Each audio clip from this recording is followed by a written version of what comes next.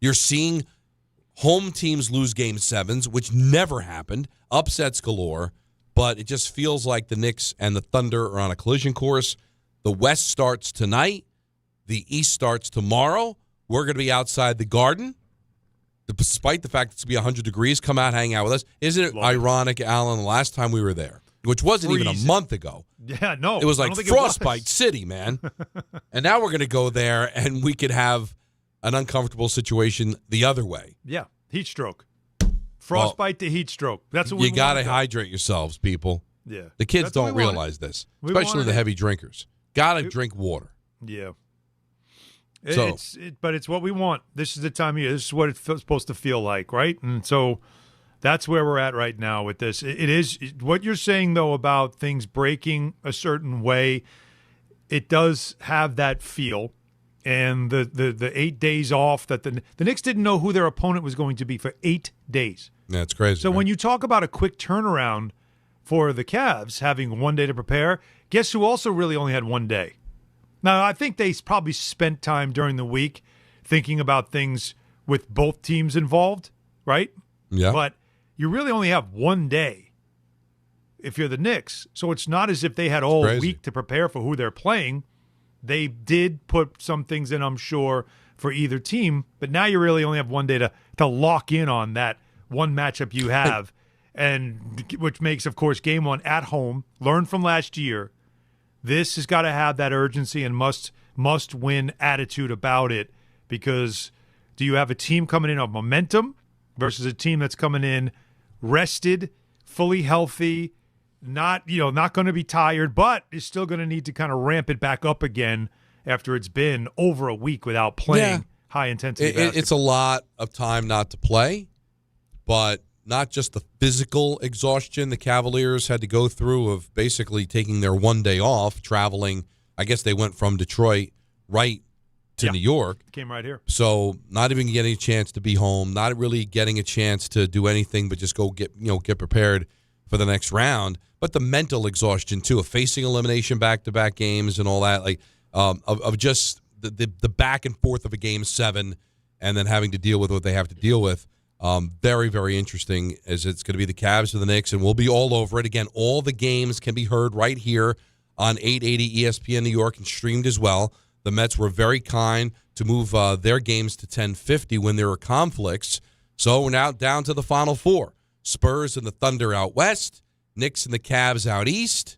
So the weather might tell you that it's summer, but it's still spring, and it should be a lot of fun. So that Spring is Hope's eternal, is what you're saying. Speaking of Spring Hoping Eternal. I don't think you had that right. Spring Hoping Eternal? Spring. No. I think that Hope was your Springs penalties Eternal. a helmet. It's Hope Springs, but That was your penalties a helmet. Hope Came back. Springs Eternal. I don't know. Spring Hope Eternal. What I was going to say is, how about them 9 Mets? Well, I don't know how to look at it. I do. Positively. Well, listen, you win another series, right? And 2 more wins in which the Mets were trailing. They trailed in every game in the Tiger series, and the 2 wins that they had, they won come from behind fashion. So the 5 wins on this homestand all came when trailing, especially 6-3 tonight. But that's what that game felt over. That game, it really felt like when they lost, and you go, wow, you immediately now have lost a series, and this goes from, obviously Yankees win game 1, Mets come back and win on Saturday. This was kind of what we expected, right? That Sunday would be a rubber match to see who really gets to come away with some momentum. Now, there are certain ways, guys, I think the Yankees could have lost on Sunday, and you really wouldn't. And, Alan, you could tell me if you disagree. I think this series could have played out different ways, where even if the Yankees had lost on Sunday, you don't feel that bad. It's an annoying series loss to it. The Mets, an out-of-league/division opponent. Who cares? But the way it happened, Alan, kind of turned out to be worst-case scenario if you're someone who's been worrying about the Yankees. And on the flip side, Don, if you're a Met fan, the way it happened was perfectly a way for you to go, do we have a little mojo? Well, this is like a team that's doing something. See, that's where I'm kind of stuck betwixt and between. And I want to hear from you at 1-800-919-3776, because it's not like the Mets played particularly well. I mean, in any sport, all these come-from-behind victories can be fool's gold because you keep falling behind. You can't always rely on that. You lose Holmes in game 1. and it doesn't look like it's going to be season-ending, but he's going to be out a while, so you lose your best pitcher. That's never good. And you're dropping pop-ups, and it was ugly baseball, but I'll take it. And they win another series, and now you got the Nationals and the Marlins coming up on this road trip. And if you really are a better baseball team, keep winning series, and maybe by the time you get to the end of May, you're back to 500 and then it's on. But the Yankees, Alan, not good. I mean, the one win on the road trip gets swept by the Brewers. They just looked ugly against the Mets. The bottom of their order can't hit. Wells is just awful now. He's in one. Volpe's a mess, and right now, do you have a legitimate closer? I mean, he's a setup guy, and they thought they found their closer, but do you have a closer right now? Is David Bednar a guy you have faith in moving forward to close games? Again, that was not a question I had coming into this season. That was not a question I had even in the first month of the season. I thought that was a resolved issue for sure, right? After moving on from Devin Williams, getting him at the trade deadline, it felt like, okay, well, Williams wasn't the answer, but I think this guy is. And then in his last 2 outings, he has not been great, or his last 3. And that look, when you've got Elmer Rodriguez on the mound in this game, you don't know what you're going to get, right? Because he has not been, he has control issues to start out with. He's young. But when he gives you, 4 1/3 that he gave you, you're like, okay, this should be a win.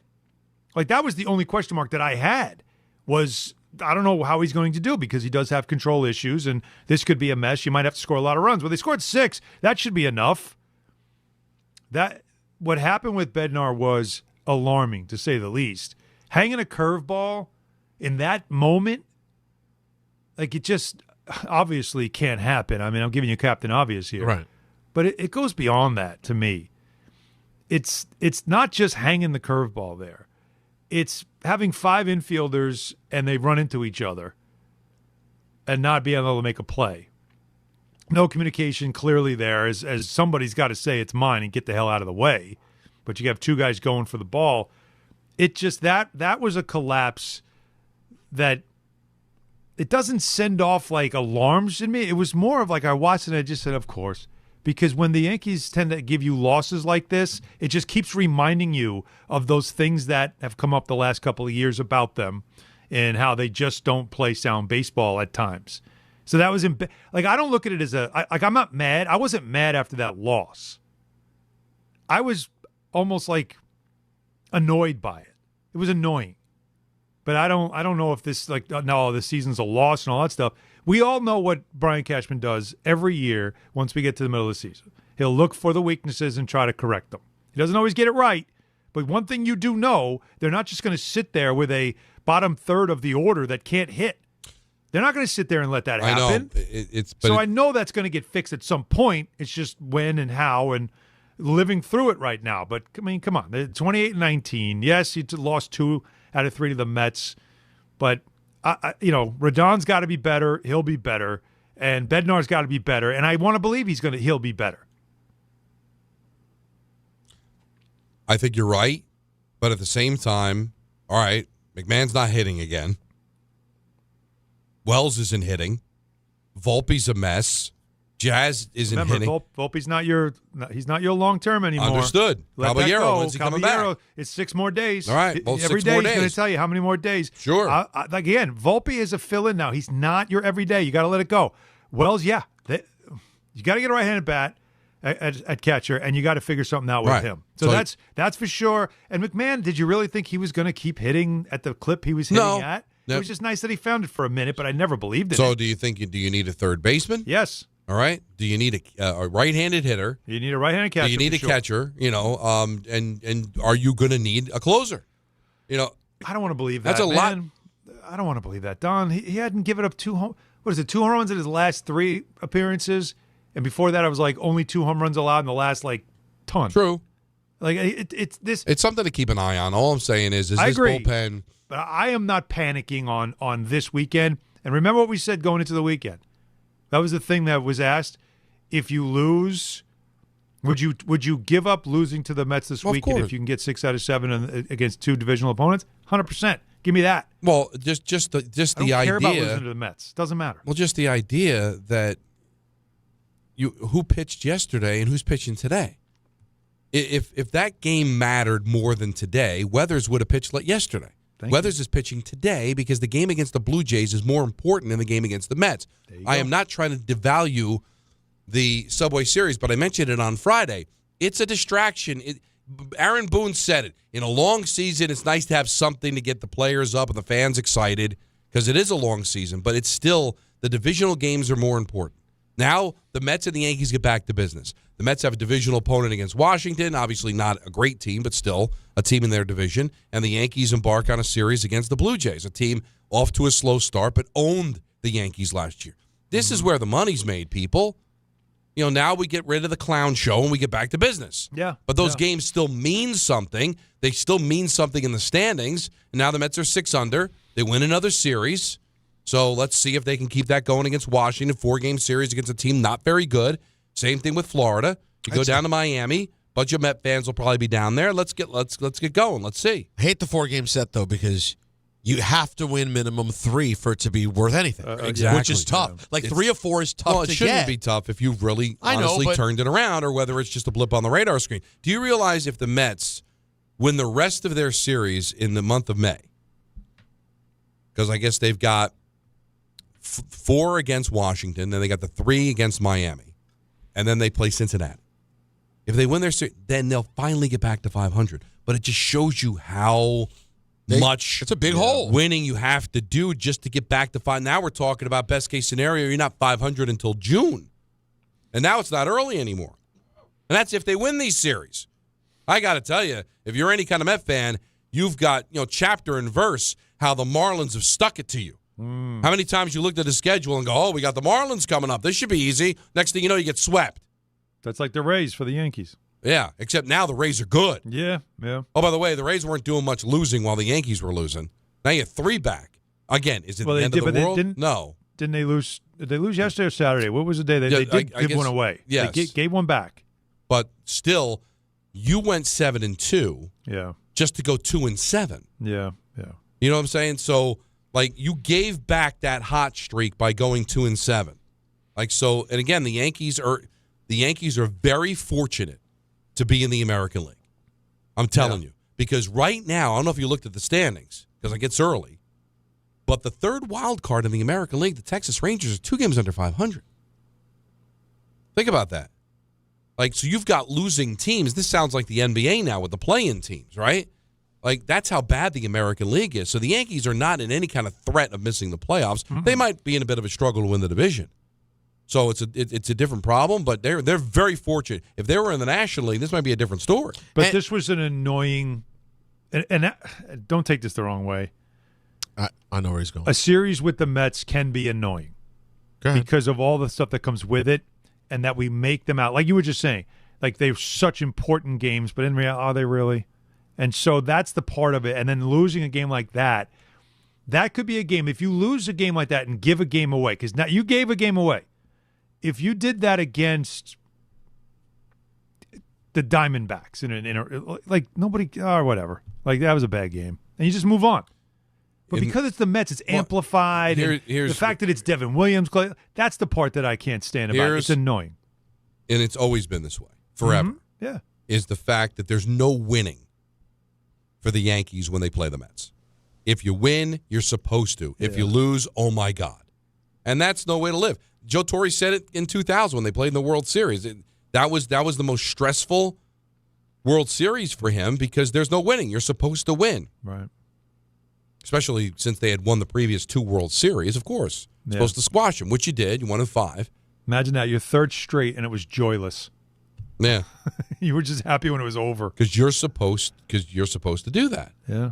And that's what it's always going to be as long as the Yankees are the Yankees and the Mets are the Mets. Now, maybe that would have been different back in the 80s when the Mets were winning and the Yankees weren't, but taking a look what's happened over the last 30 years, that's the way it is that you're not going to catch a break. So, just got to live with it. That's why I'm not insulted when you said that you were annoyed by this, because it is annoying. Yeah. Any other series, any team you're playing, you're just kind of grumbling about Bednar and the hanging curve and grumbling about, Wells not coming through in that big spot. And Volpe had a good day, by the way, at the plate. He did. He had a good day at the plate, Volpe. But like you're grumbling about it, but you're not, you're like, all right, let's go. Like this Toronto series is more important. Let's get locked in. But because it's the Mets and the way you gave it away, and now it ends up losing the series, it's just annoying because it's louder than it needs to be for a series in Mets. Now, how did you look at the last play? Because there is this whole kind of center field mentality when you're the shortstop. Isn't it the short? That's Volpe's ball, right? Volpe's Not Schumann. ball, yes. Yeah, but see, to me, Schumann's being aggressive, which you want, but Volpe's got to say something, right? Doesn't somebody have to say something? I don't know what. Obviously, we're not on the field, so you don't know exactly what's going on there. But there's only one person that should be making that play, right? And it's a matter of voicing that aggressively while you're doing it, not just assuming. But these things happen. I don't know. I'm sorry. I'm not rattled at all about this. I'm feeling like in all seriousness, you can ask Anthony because I texted him. I kind of laughed at the way they lost the game because you just knew once the home run. I mean, it barely got fair, but once Taylor hit the home run, it was like, oh my God, look at it. They're gonna win this. The Mets are gonna win this game, and that's how I felt. And I just kind of shrugged. They needed it more than the Yankees did, really. And I just thought this is one of those typical games where the Yankees regress to that team that they won't go away. That team that annoys you because, like when the Giants had that offensive line that every snap they were taking a penalty, it drove you crazy. Oh, yeah. And it just was in their DNA. Wounds. Yeah, and they to get away from being that team, you sometimes have to change out the parts, but sometimes it doesn't do it either. So that's what it felt like. It's like, here we go again. And that's what's so frustrating. You're not as good. You're better. Right. Oh, yeah. But you got to clean this stuff up. Yeah. 1-800-919-3776. We got this to talk about. We got the Knicks to talk about. We have got the weekend headlines at 4:30. We've got ENN at 5:45. Why? Because the Mets start at 6:45 in Washington against the Nationals, so 6 o'clock. Coverage will begin. Bet your ace. So the show's going to be a little shorter, but don't worry. Tomorrow we got a full vehicle outside Madison Square Garden. So let's hear from you, 1-800-919-3776. Just getting started on a hot Monday. Don Hahn and Rosenberg, ESPN New York. Hey, by the way, guys, what we just did today is officially order the door. It's coming. It's going to be a couple of weeks to order this door for the project we're doing at the house. This is big stuff because I can't wait for this project to start. But it's going to have to wait until after the NBA Finals because I can't have the house a mess while the Knicks are playing in the NBA Finals, right? Because that's what we're all anticipating. So that's why we're going to wait a couple of weeks. But my guy Andrew at Rings End set this thing up for me. He's got it all set up. He's like, don't worry about it. We know. Knicks going on a run. We don't want to have your house a mess while you're dealing with that. So we have it all set up, all planned out, and that's why I love working with Rings End. Why? Because they work with pro contractors like my guy Michael. And they build and remodel for a living. So pros trust them. So I trust them. And I'm letting you know right now that you should trust them too. If you're doing a project around your house involving windows, doors, decking, paint, lumber, you want to redo your kitchen, all that stuff, this is the place you want to go to get all your high-end product lines that all the contractors rely on. So Rings End, by the way, not a national chain. They're local. They have 8 full-service lumber yards in Connecticut and Westchester County and 12 freestanding paint centers. And if you can't make it to a store, everybody, just shop online. Go check them out. ringsend.com. That's ringsend.com. The Knicks. And for the second consecutive season, the Knicks are on their way to the Eastern Conference Finals. The Cavaliers. There's something about the mentality of this team that kind of suggests that if there's ever a time to believe in the New York Knicks, the year is now. The Eastern Conference Finals. The pursuit of the LIRR is alive and well. Game 1 coverage gets underway tomorrow at 7 on 880 and the ESPN New York app. Did your dog just get groomed? She's got a pep in her step. Actually, she's gotten famous. She's one of 18 dogs on the New Jersey Dog Scratch-Offs from the New Jersey Lottery. What? Yeah, New Jersey voted, and 18 dogs were chosen. Well, look at her. It's gone to her head a bit. Play the new Jersey Dog Scratch-Offs, featuring 18 real New Jersey dogs and a top prize of $200,000. Oh, are you a famous doggy? Yes, you are. Must be 18 or older to buy a lottery ticket. Please play responsibly. If you or someone you know has a gambling problem, call 1-800-GAMBLER. I'm a dog, and my job is to make you happy. So I recommend Optimum Fiber for your home. It's famously fast, way better than flaky 5G home internet, which can slow down the more people or dogs are online. So switch to Optimum Fiber, starting at only $25 a month with a 5-year price lock. Call 888-4-OPTIMUM or visit Optimum.com today. That's 888-4-OPTIMUM. Gus, fetch! I gotta take that. Terms apply. See Optimum.com for details. The New York City Department of Correction offers countless career opportunities, from specialized units to leadership roles that support public safety and change lives for the better. It starts with one step: registering for the New York City Correction Officer exam. Earn over $109,000 after just 5.5 years. Benefits on day one, job security, pension at any age after 22 years of service. Go to nyc.gov/joinDOC or search Join DOC. One career, many opportunities. Registration ends next week. Take the test. If you've been injured in an accident that wasn't your fault, then you need a lawyer who knows New York's unique personal injury and workers' compensation laws. At the Parisman Firm, they have decades of experience handling all types of accident cases and a proven track record of delivering huge results. Their team has already recovered nearly $1 billion for injured New Yorkers. From construction to car accidents and slips and falls, they've got you covered. Call the Parisman Firm now at 718-WORKERS, where your case is their cause. Get the justice you deserve today. Wherever your day takes you, across New Jersey, into New York, or down to Philadelphia, New Jersey Transit gets you there. Skip the traffic and stay on track. With busy travel periods ahead, plan ahead, check schedules, and allow extra time for your trip. From work days to weekends, New Jersey Transit keeps your routine moving with reliable, convenient service. Ride smart. Plan your trip at njtransit.com. Good Karma Brands is proud to be an equal opportunity employer, providing equal employment, development, and advancement opportunities to all teammates and applicants. To learn more about careers with us, please send an email to talentacquisition@goodkarmabrands.com. That's talentacquisition@goodkarmabrands.com.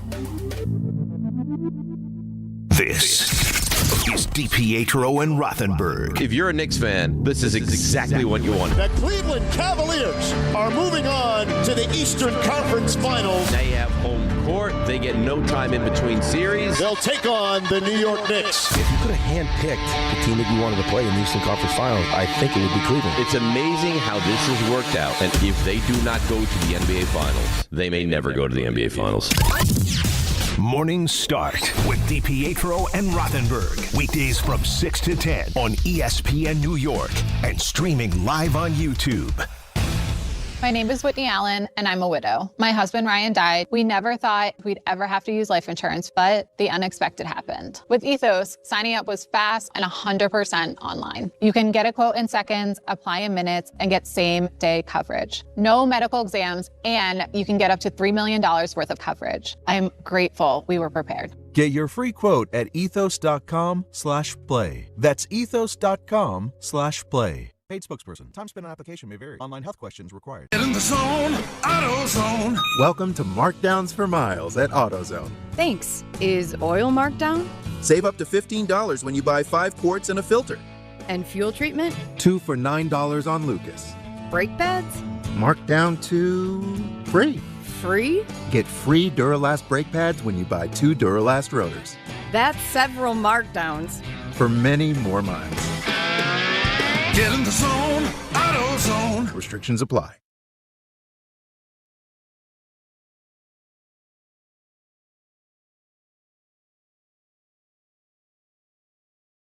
All right, so the Mets kind of turning it around and win another series.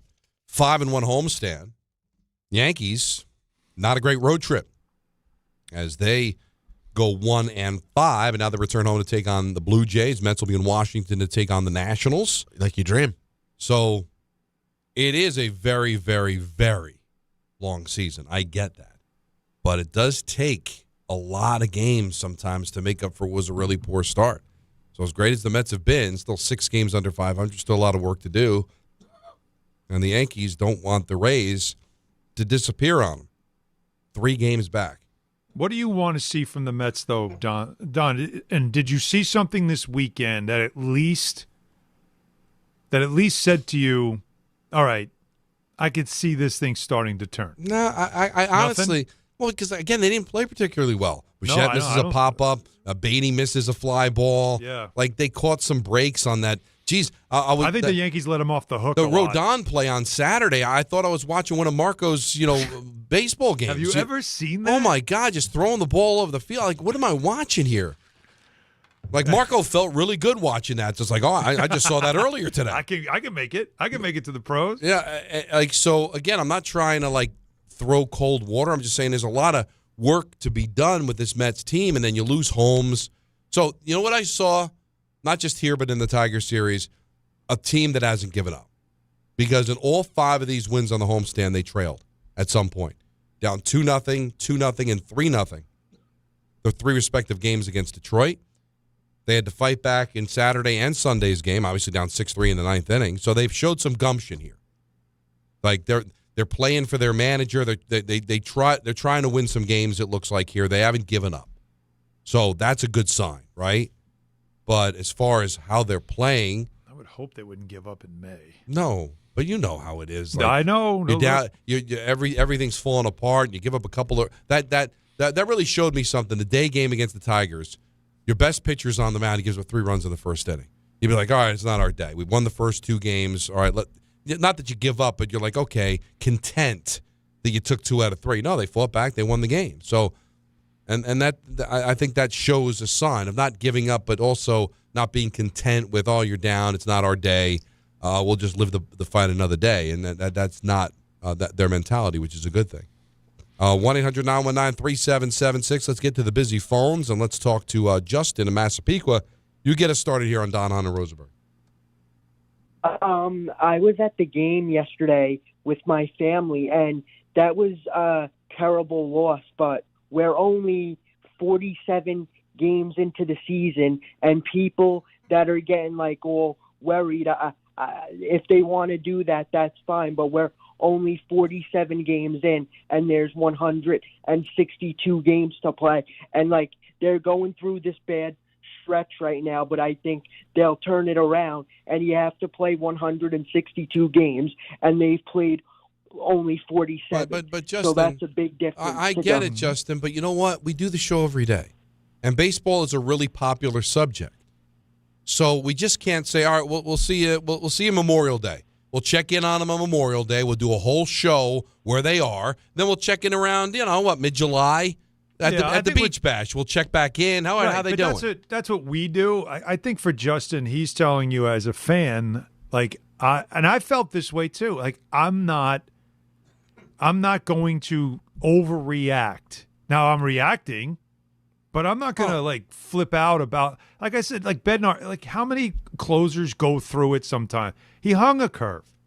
Was that the right pitch to throw in that moment? No, of course not. But he's also going up against the guy who's not really known to be a big power hitter. He probably tried to sneak one in, and he hung it. Hey, you know what I look at, honestly, because Kay was talking about this earlier, is that, they pre-scout that he throws a curveball to get things started.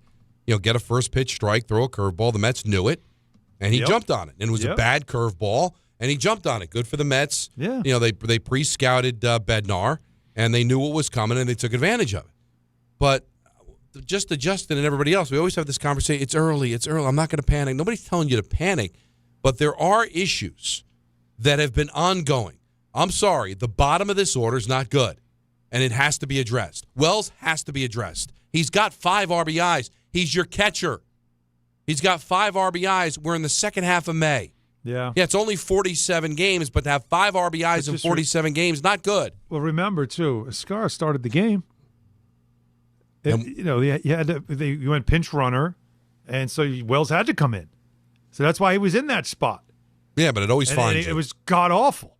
But I think they're starting to see, we got to give it, not that Escara is going to mash the ball either, but I think they're kind of letting Wells know, we can't just keep going to you if you're not going to come through. How if about you're not this? going to get out of it. Well, he's bad though right now. It's bad. You see the look on his face when he's walking back to the dugout. He's got a bit of a glassy-eyed look on him, that's alarming. But they've got to figure that out. We already know they're too lefty anyway. They got to figure that out.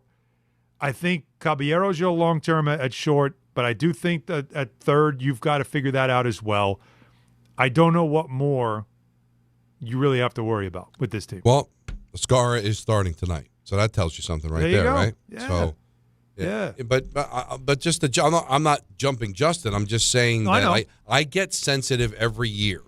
Well, it's too early, and all of a sudden it's not early anymore. Well, I don't believe in that. Why didn't we address these things? Well, you didn't address them because, well, we're going to be fine, and then all of a sudden you're not fine anymore. Right. I mean, the trade deadline is not the last day of the season. The trade deadline is on July 31st. So, we're still 2 months away, but you got to start looking. All right, guys, get on notice. Yeah. Guess what? Wells probably starts today if he's hitting. Now he's not. I'm not saying he lost his job, but now it's become a thing. Mm-hmm. So Brian Cashman, believe me, Brian Cashman's not looking at it going, it's early. He's probably already trying to see, all right, if there's a third baseman out there, is there a right-handed catcher that maybe I can swoop in? All right, I'm not panicking about Bednar, but at some point if I have to address the closer position, I want to know if there's anybody out there I can get. But the hard part about baseball, and to Alan's point, is that if a curveball doesn't get hung up there yesterday, today we're not having this conversation. Yeah, we're talking completely different. It's so true. So that's the hard part about this game, and that's Justin's point too. Is like over an extended period of time, you see what happens, but to jump in every other day and change your take about where a team is, kind of got to look at this thing in big chunks. Yeah, I just don't think I just get sensitive about the early stuff, but he's right. It is still a lot can happen, a lot can change, but you got to watch the bad. Like you made the point, Don, that there's a lot of bad teams in baseball, and I think that's when you start. If you're the Yankees, I think the easy thing to do is keep an eye on some of the bad teams and try to figure out who's a team that we can kind of poach from. Yeah, and also I was thinking about it. Tomorrow will be 3 weeks that I asked you the question, is the Yankees' great record a product of being in a bad league? That was 3 weeks ago. Mm-hmm. That question has aged very well. Yeah. All right? It's true. And that's 3 weeks. Like, it goes by quick here, guys. Like, all of a sudden we're going to blink and it's going to be July. Because baseball's every single day. So, in a way, you can look at it and go, it's early, but, boy, it gets late quick. It's crazy that way. Let's go to Vince in Jersey City. You're on ESPN New York. Hey, guys. So here's my take on Austin Wells and the frustration with it is that, going into the season, they had a plan at third base with Rosario. They had a plan at first base with Goldschmidt. They had a plan as a lefty alternative at the DH position. Everybody really knew that having two lefty catchers, especially two lefty catchers that are not prototypical stars in the MLB. I mean, Escara is barely an MLB bat. Wells had a fine power season last year, but he was, a ghost everywhere else. He was a ghost in the playoffs as well. Coming into the season, they once again went with two lefty catchers, which is really not the norm to do. And when the problem that you really face is that they really cleared a lot of their farm system for Austin Wells. In the last 2 years, they traded away 4 of their top catcher prospects, 3 of them last year. So they put a lot of stock into Austin Wells. And after 2 or 3 seasons, to have to basically do a big pivot and have to make a major trade, if it's Jeffers or whoever else, and have to basically say that their plan of having, building around this guy a catcher is not the guy. It's a major, major miss. I mean, it's a Volpe-sized miss when you look about what's happening. And that's my biggest thing when it comes to Wells, why, that's where my main frustration with this team is, because it's not just about the player or the 2 players. Wells and the catching position being this bad for this team right now is more an organizational problem than anything else. Oh, I agree. And again, like the guy who started for you yesterday, you traded a young righty catcher for him, who's pretty good in Navarez, right? Yeah.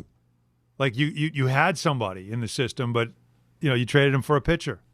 So it's these are things that it's always cause and effect, and we do know that is a problem. But that's also when Brian kind of gets stubborn on things. We've always said about the Yankees, back to Gary Sanchez. So same position, lefty, same stubbornness, right? Yeah, and also just lefty heavy. I think that's also a big part of it too. But I mean, is Minnesota trading Jeffers to you? Like, are you really doing that? I mean, the way the American League is now, how can any of those teams feel like they're out of it? when the third wild card is 2 games under, right? So, yeah, I think we get to the deadline, things are going to clear up a lot more. But right now, why would anybody do anything? No. Who's out of it? The Giants? It also forces you, and that's when everybody knows you need something. I hate that because it's so obvious your need, and then it's obvious that you're going to try to get that, and then you're gonna pay a premium for it. 1-800-919-3776. Tim Legler is going to join us coming up at 4 o'clock. Talk Knicks Cavs. 4:30, we got the weekend headlines. 5:45, special edition of ENN because we're out at 6 for Mets baseball on ESPN New York. The Knicks. And for the second consecutive season, the Knicks are on their way to the Eastern Conference Finals. The Cavaliers. There's something about the mentality of this team that kind of suggests that if there's ever a time to believe in the New York Knicks, the year is now. The Eastern Conference Finals. The pursuit of the LIRR is alive and well. Game 1 coverage gets underway tomorrow at 7 on 880 and the ESPN New York app. And now let's take a look at the traffic with Brandy Scott. Thanks so much, guys. Good afternoon. LIRR still on strike. As a result, going to see a lot of extra company out there on the roads, especially tough on the eastbound LIE. Already packed getting through Queens. You're hitting the brakes there between the BQE and Cross Island. You stay sluggish on the eastbound side, making your way over to Willis Avenue and Glen Cove Road. Inbound George, stick with the lower deck. Upper level, a crash underneath the apartments blocking the center lane. That's going to run you about an hour using 8095. A bit better from the 4 and 46 approaches. Cross Bronx westbound, already jammed heading over to the outbound George. Slow crawl there from the Bruckner on through. Outbound Lincoln and Holland Tunnels, your best ride at 15 to 20 minutes each. This report is sponsored by True Green. True Green, the easiest way to get a golf course quality lawn. Don't wait. Sign up at truegreen.com and get your first application for just $9.95. Let the pros do the work so you can go ahead and enjoy your weekend. I'm Brandy Scott on 880 ESPN New York.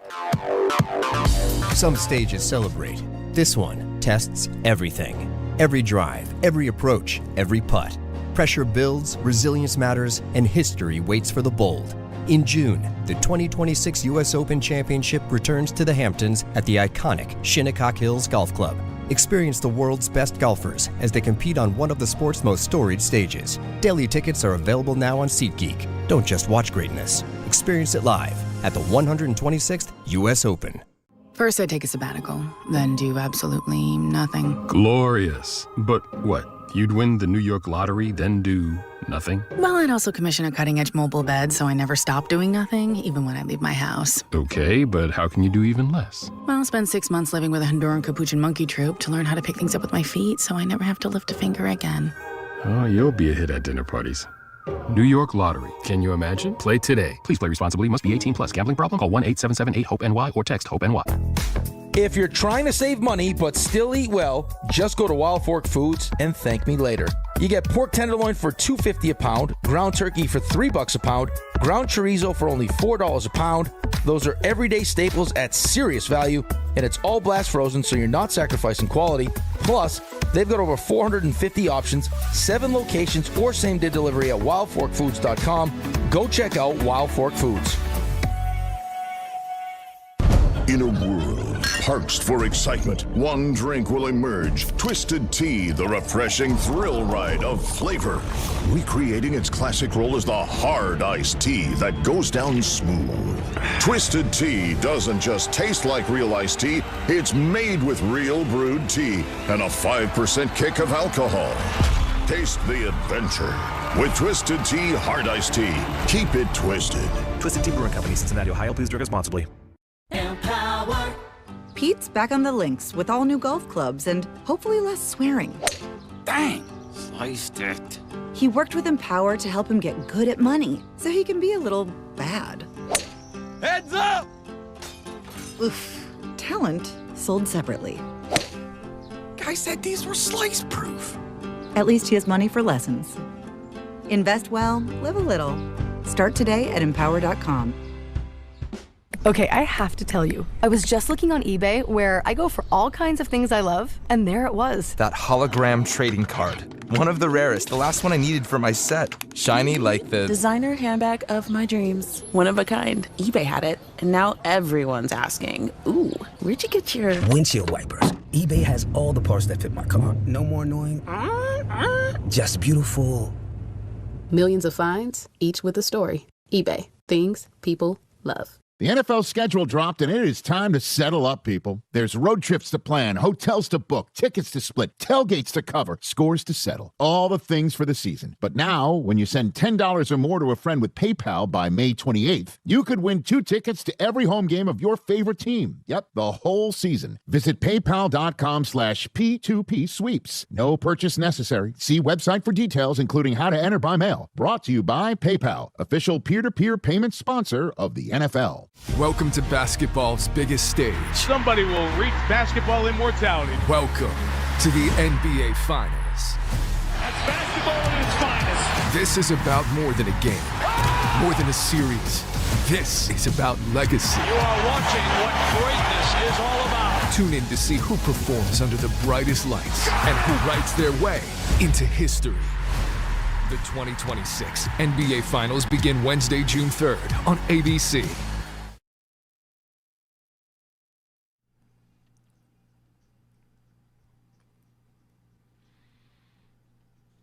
I'm big on having the right game plan on the ice and at home, which is why I use Viking Pest Control myself.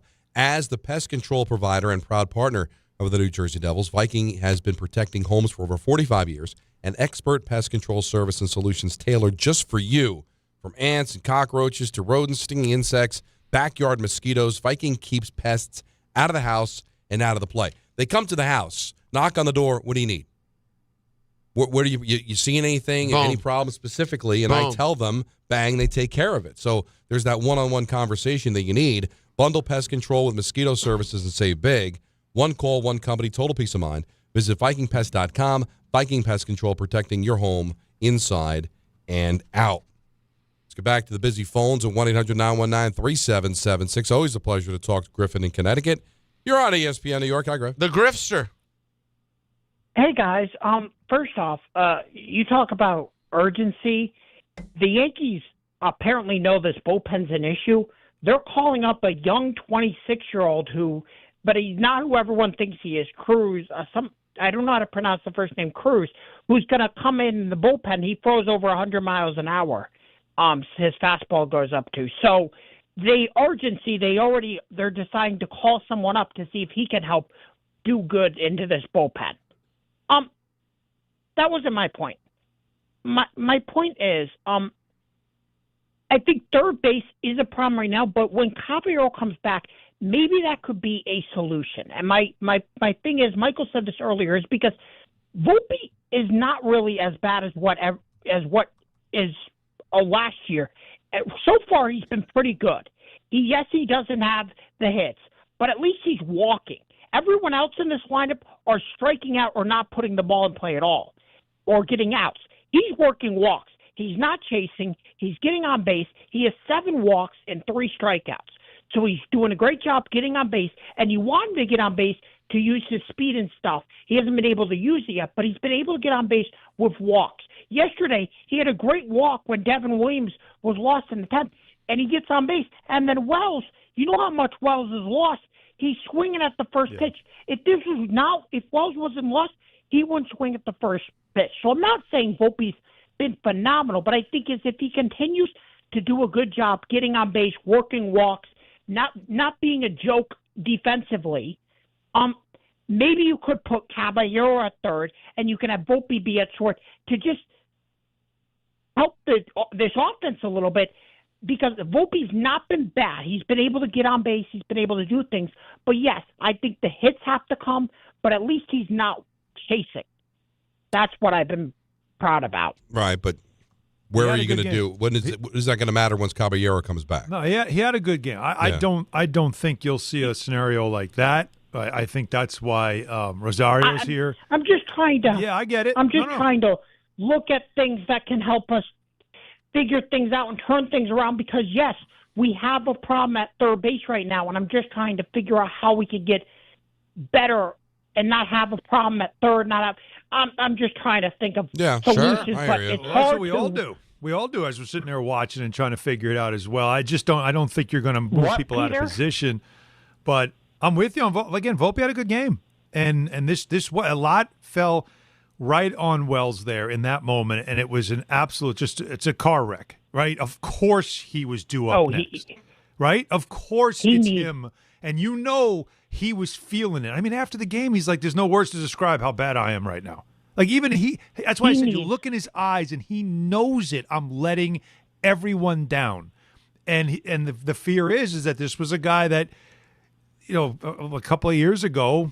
It was hitting home runs. He was hitting for power. He was fine. It's just fallen off, and it's fallen off so dramatically right now that you can't play him. And Escara, he's a soft hitter, you're playing him because you don't need a guy who can frame anymore when all you got to do is tap your head and check a pitch that isn't right. So I think his value's fallen off. They got to get him right, but they're running out of time to get him right. If they can find a replacement, they're going to do it. I was curious, Anthony. He said he had a bone to pick with me. I don't know whether he got disconnected or he hung up, or I did not hang up on him. What was the bone he had to pick with me? You said something about Volpe being bad over the weekend. Oh, yeah. And he wanted to say he wasn't bad over the weekend. He was very because he got on base every. Did you hear him? He's very protective of Volpe. He was very protective. I don't know if I was specific to this weekend. It's just I don't know. I'm not feeling it. Hey, listen, he's got 7. What do you have? 7 walks so far? No. In 16 plate appearances, it's kind of where their offense came from, like errors and walks. Like they just nobody hit this. The Mets walked everybody. Oh, were these games long, Don? Absurd. Because now you notice when it's over 3 hours. Yeah. Because they do such a great job now. That's what I'm saying. Like I feel like the naysayer. I don't think the Mets played particularly well. I think the Yankees were hot garbage this weekend. They really were, and the Mets took advantage of it. I don't have any faith the Mets are really they're going to turn it around because I don't think anybody had them the worst team in baseball. So they were going to play better and not be a basement dweller, but good enough to make the playoffs. We'll see. You're going to need Bichette to get. Well, listen. Going to need him to get it. I mean, he did give you a big hit, but.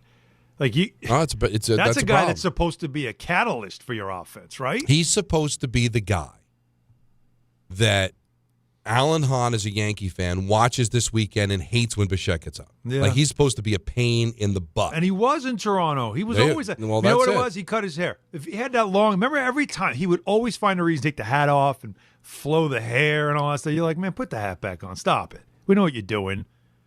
But you got the flow, right? You want to show it off. I'm working on it.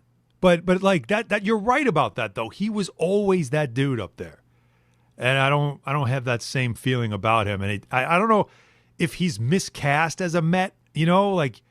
Well, that's where I always said, with all of the Mets issues, and as irritating as it's early, I look at a guy like Bichette, as a Yankee fan, when that new guy comes over, there's always that little period of adjustment. Yeah. So from a team standpoint, it's getting late early. But there's some players I'm like, give it time. We may fast forward a couple of months from now. He'll find it. He'll get in a groove. Just gets in a groove. I just think I'm willing from an individual standpoint to say, give him a break. It's early. But from a team standpoint, I'm not willing always to give that break. Yeah. Let's go down south. Justin in Tom's River. You're on ESPN New York. Hello, Justin. Guys, thank you as always for taking my phone call. Don, I really appreciate your sentiment.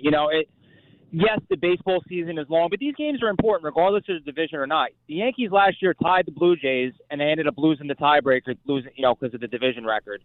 You can't keep blowing these games against teams that are below 500. They went down to Baltimore. They did not play well. Weathers went 6 hitless innings, and you end up blowing that. Yeah, that was they blew that game out in Milwaukee. You should have at least took 2 out of 3 from the Mets. This bullpen, and a lot of people were blaming Boone over the weekend. Boone got the game to the closer, and what Michael Kay was saying. Mm-hmm. He did his job, but Boone has nobody right now in that bullpen that he can trust to get 3 outs. And it's been a problem for the last couple of years. You're right. I mean, Duvall, they're not giving him much time at all. Cruz is like Duvall, the one guy you Bednar, trust. Even Cruz is inconsistent right now. And, I mean, it's been a problem. And also, too, unfortunately, they just don't make winning plays, and that's my biggest problem. And I know I grew up in a time where it was fantastic with the Yankees. You went to the 7th inning, the game was over, and that was it. And I know that's not realistic, but it's got to be addressed. And I think it's got to be addressed before the trade deadline. Are you talking about closer? Because again, Bednar gave away 2 games. Hahn, Right, I think they need at least one, if not 2 arms in that bullpen. Oh, Outside of Tim Hill, they have nobody. They have nobody that they can trust to get 3 outs. Yeah, no, you definitely need that. You definitely got to reconsider what you've got there. Guys are up and down. It's so funny. The one guy I do trust is Hill. I don't know why. I trust him. I had been trusting Bednar, but Bednar gave away 2 games in the last week. If he closes those 2 out, you're thinking different, right, about your record, even though it's still not it changes great, everything. But that's still 2 games. And I understand. You're not used to that happening. He doesn't do that. I looked it up. So it's 2 home runs in the last 39 situations versus 2 in the last week. So, this doesn't normally happen with him, and you hope it's not a trend. Yeah, but it is. Bullpen is right. Who do you trust? Yeah, then you had that problem last year too. At times, you had that circle of trust. Remember with the rotation too. How'd that work out for me? But the rotation, I think, is less of an issue than it's been in years past. I need Rodon to get it right. Yeah, and listen, he's coming back from the injury, so it might take a little time. But really, it's the bottom of that order. The bullpen and the fundies have just been a major issue the last couple of years. That was a great point that Justin made. Yeah. Is they don't, when you say, do they make winning plays? No, they need to be better at that. All right, we'll talk some Knicks. Tim Legler is coming up next. Big legs. Don Hahn and Rosenberg, ESPN New York.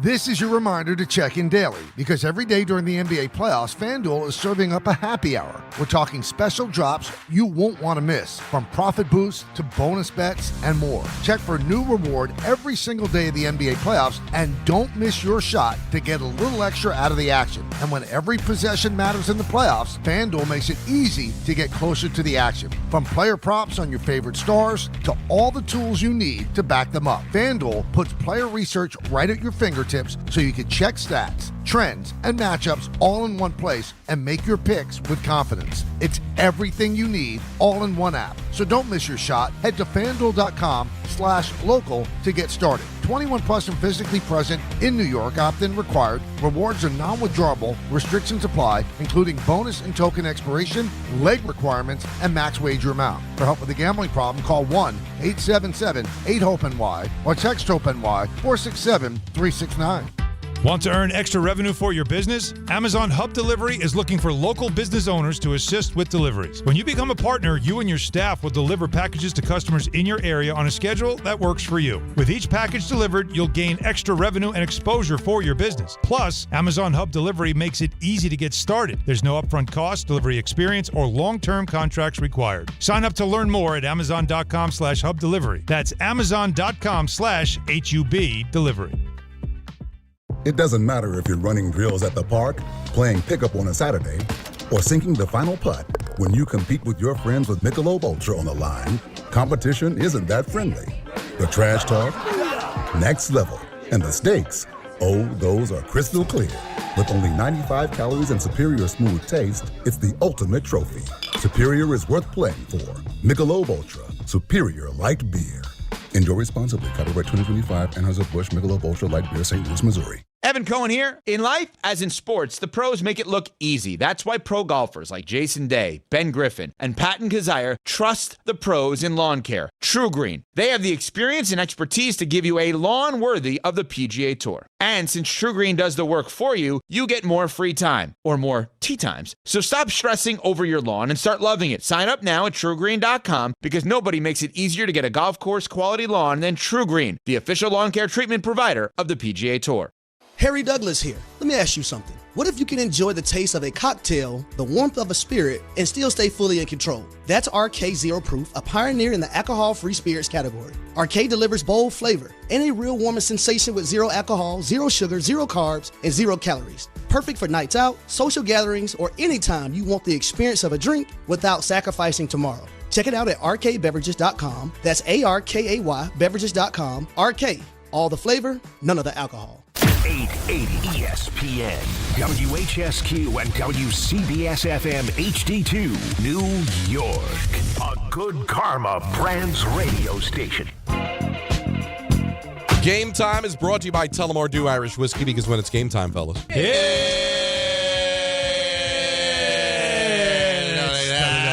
I like that. It's totally time. Mets start a series with the Nationals. Coverage immediately following us on 880 at 6:05. Coverage of Spurs Thunder. That's on 10:50 at 8 o'clock, game one of that series. And the Yankees will be home for the Blue Jays. That game is at 7:05. Tullamore Dew, the original triple distilled, triple blended, and triple cast matured Irish whiskey. Be sure to grab a Tullamore Dew or try the new Tullamore Dew Honey during today's action. Glasses up to enjoying Tullamore Dew responsibly. He's our very own Tim Legler all over the NBA, and he joins us here on Don, Hahn, and Rosenberg. How are you, sir? I am doing wonderful, man. I'm in the Big Apple already. Very excited about this series. I know you're not supposed to think about breaks and things going your way, but it just feels like every day we talk about how things seem to be going the Knicks' way. You know, they get the Cavs. I think the better matchup. They had to go 7. They got a short turnaround. It is amazing. It's just not only the way the Knicks are playing, Legs, but everything around them seems to be vibing like it could be their year, at least in the East. Well, I think we have felt for a long time that those top 4 teams, when you look at Detroit, Boston, Cleveland, and the Knicks, I've said it probably going back a couple of months. Like, they were all capable, I felt like, of beating each other. I thought they were all capable of getting some combination of these matchups in the postseason. I didn't see this one coming. And I think when you talk about getting breaks, I think probably, to start with the top of the list, the fact that you're a 3 seed and you didn't have to deal with the 1 or the 2, they got taken care of for you. That is very unusual for that to happen, and certainly fortuitous for the Knicks that now, you go into this series, Cleveland, Detroit, go into that series, you go 7 games, and you don't know till last night. You didn't know pretty early last night, but you didn't know until last night where you were going to be, where the Knicks are going to have to go on the road to start that series, or are they going to start out at home? And it's incredible the way this has all turned in their favor. So not only do they find the best version of themselves at exactly the time of year you need to, they also get these other breaks where you get top teams eliminated, where you don't have to see them and you don't have to go on the road first to start the conference finals. So I agree with you. A lot of the path has been laid out very nicely for the Knicks. Legs, was there any other version so far that could have gone any better for the Knicks? What do you mean? I'm not sure I understand your question. Like, is there any sort of draw that could have been better, or so far has this basically been the ideal scenario to get them up to and maybe through the conference finals? No, it couldn't have gone any better. And even honestly, getting challenged to the extent you did in the Atlanta series and making them have to kind of rethink how they wanted to operate a little bit and unlock their offense to this degree. So even that challenge, I think, played out well for them. You get a Sixers team that had to go 7 with Boston. So right off the bat, you come in, you kind of know how game one's going to go. And then just the lack of consistent availability of their guys at the highest level. There was no match for what the Knicks were bringing to the table. So, no, I don't know that it could have gone any better than it did. And then the last piece of it was, could you get the Cavs to knock off Detroit, a team that clearly handled the Knicks in the regular season, although that's not this Knicks team. I understand that, but they did have great success against them, and that was going to give them confidence going in, and they would have had home court. So that was the last piece of it. Can you get the Cavs to actually pull this off? And I think they win Game 5, the game that we were on the call for. They win that game, and now you think, okay, Cavs set it up, go home and close it out in 6. When they didn't do it, I think most people expected the Pistons to win that game last night. And shockingly, they win it, the Cavs, without getting really anything out of Harden, other than he played pretty well as far as breaking down the defense. But, 9 points, 0 from the three-point line. You don't think, if you give me that stat line going in, I think, well, the Cavs are in trouble if that's what happens in a Game 7. They didn't even need anything out of Harden, and they were able to win that game going away. So, no, it's gone about as well as it possibly could for this group. They even got rest. They got a lot of rest. And I think I'm always of the belief that rest is better than anything because there's no substitute. Nothing can replicate what fresh legs can. So that's where I was going to go them next with feeling as good as they can going in is a good thing. Yeah, Legs, that's where I was going to go next with you, is that the debate, of course, about it. You're a team that's in rhythm. You figured out your offense. And, they really, since they changed things with that offense in the middle of a playoff series, which, have you ever seen a team do that before? And the fact that they ran off 7 straight games and the offense was clicking, that's what I was going to ask you is, as a player, would there be a part of you, because Josh Hart keeps talking about how we just want to play. We want to get to a game. This is too long. How do you balance that of, if you're Mike Brown, I got to keep these guys, like, keep this thing in rhythm versus the rest is good, keeps OG Anunoby available now, but that first quarter of game 1 tomorrow is going to be interesting to see if that offense still clicks the way it was clicking in that game 4 in Philadelphia, right? Yeah, no, listen, I hear you, but here's what I'm going to say. Like, the fresh legs component, there's just nothing like it for a basketball player. When you feel that good, and now you get to manage however you wanted to manage these last 8-9 days, however you wanted to do that, they could do it. They could. I'm sure they got some good work in. They got some scrimmaging in. They got that, but the main priority was preservation and making sure we're fresh with our wind and ready to go for game 1. And then you sit back. Because here's the thing, but the nature of a 7-game series, which is what the Cavs just had, by the nature of the fact that it went 7 games, there was inconsistent rhythm the entire time for the Cavs. It's not like you sat back and you got all this rest while the other team you're about to play was just, boat racing people. Right. That's not what a 7-game series lends itself to. It lends itself to quarters of games, halves of games, entire games where you weren't in rhythm. So it's not like they're facing this buzzsaw coming in that they had become. So for me, give me the rest, particularly when it ended on such a note, the way that it did the end of that Philly series, where you're looking at this team going, how does anybody slow it down? And for me, that is the central question to this series. Can the Cavaliers effectively guard this team? Because what I just watched at the end of the Atlanta series, what I watched in the Philadelphia series, was a team literally in perfect rhythm. And when you get the final piece was getting Bridges unlocked. They got him unlocked, and he's barely missed a shot since. That was the final piece, because now there's this incredible balance throughout their lineup. You got the rest for OG. He's coming back. Brunson's Brunson. Towns, even though his shots and numbers came down a little bit, his inclusion is off the charts. I think the respect that he's getting, the way he probably feels about himself for all the credit he's getting, hasn't been higher since he's been a Knick. So, all of that's going for you right now. You have all that. Go ahead, shut it down for a week. No big deal. I don't think. I think that they're better off with the rest, because that other team just had to go through 7 difficult games, and now they get 1 day to talk about this, think about this, and show up in Madison Square Garden tomorrow night. Have you seen anything about this Knicks team, Legs, that gives you any pause or concern whatsoever? Listen, I don't think the Knicks are an elite defensive team, and they're playing a team that is very capable of getting on rolls offensively. Like, the Cavaliers have a lot of firepower, and I think that's clearly what separated them from Detroit. Not only do they have 2 dynamic guards that can break you down, even if Harden's not scoring, he is still a problem because he breaks down your defense. They've got two bigs that can hurt you in different ways offensively. They've got a number of guys that you can run with motion that can shoot the basketball off the ball. They got a guard in Mitchell who can just get going. If you give him space and rhythm, he's a real problem. So this is a very good offensive team. They're a mediocre defensive team. So the Knicks I wouldn't describe as elite defensively. I think their offense has been so good, it's made their defense better. But for me, yes, you say, hey, I wish this was a team that's playing as well as the Knicks were offensively, but then defended at that level that OKC does, that San Antonio does. Now, they can, and they have at times, but they haven't been tested. They have not been tested with the 2 rounds that they played to the extent that you probably need to know that about your defense. The Cavaliers are going to bring that out of the Knicks. They're going to have to be better defensively, because this is a team that can get going offensively, because they kind of check every box with what you want to have. Talking to Tim Legler here, getting ready for game 1. Knicks and the Cavs begins tomorrow at Madison Square Garden. Hahn and Rosenberg. We were talking about it on Friday. I've always looked at the Cavs as kind of fugazi. Like, should I change my thought based on how they picked themselves off the mat against Detroit? Or was Detroit really not a for-real number 1 seed? Like, it's really difficult to analyze this Eastern Conference, but should we look at the Cavaliers differently?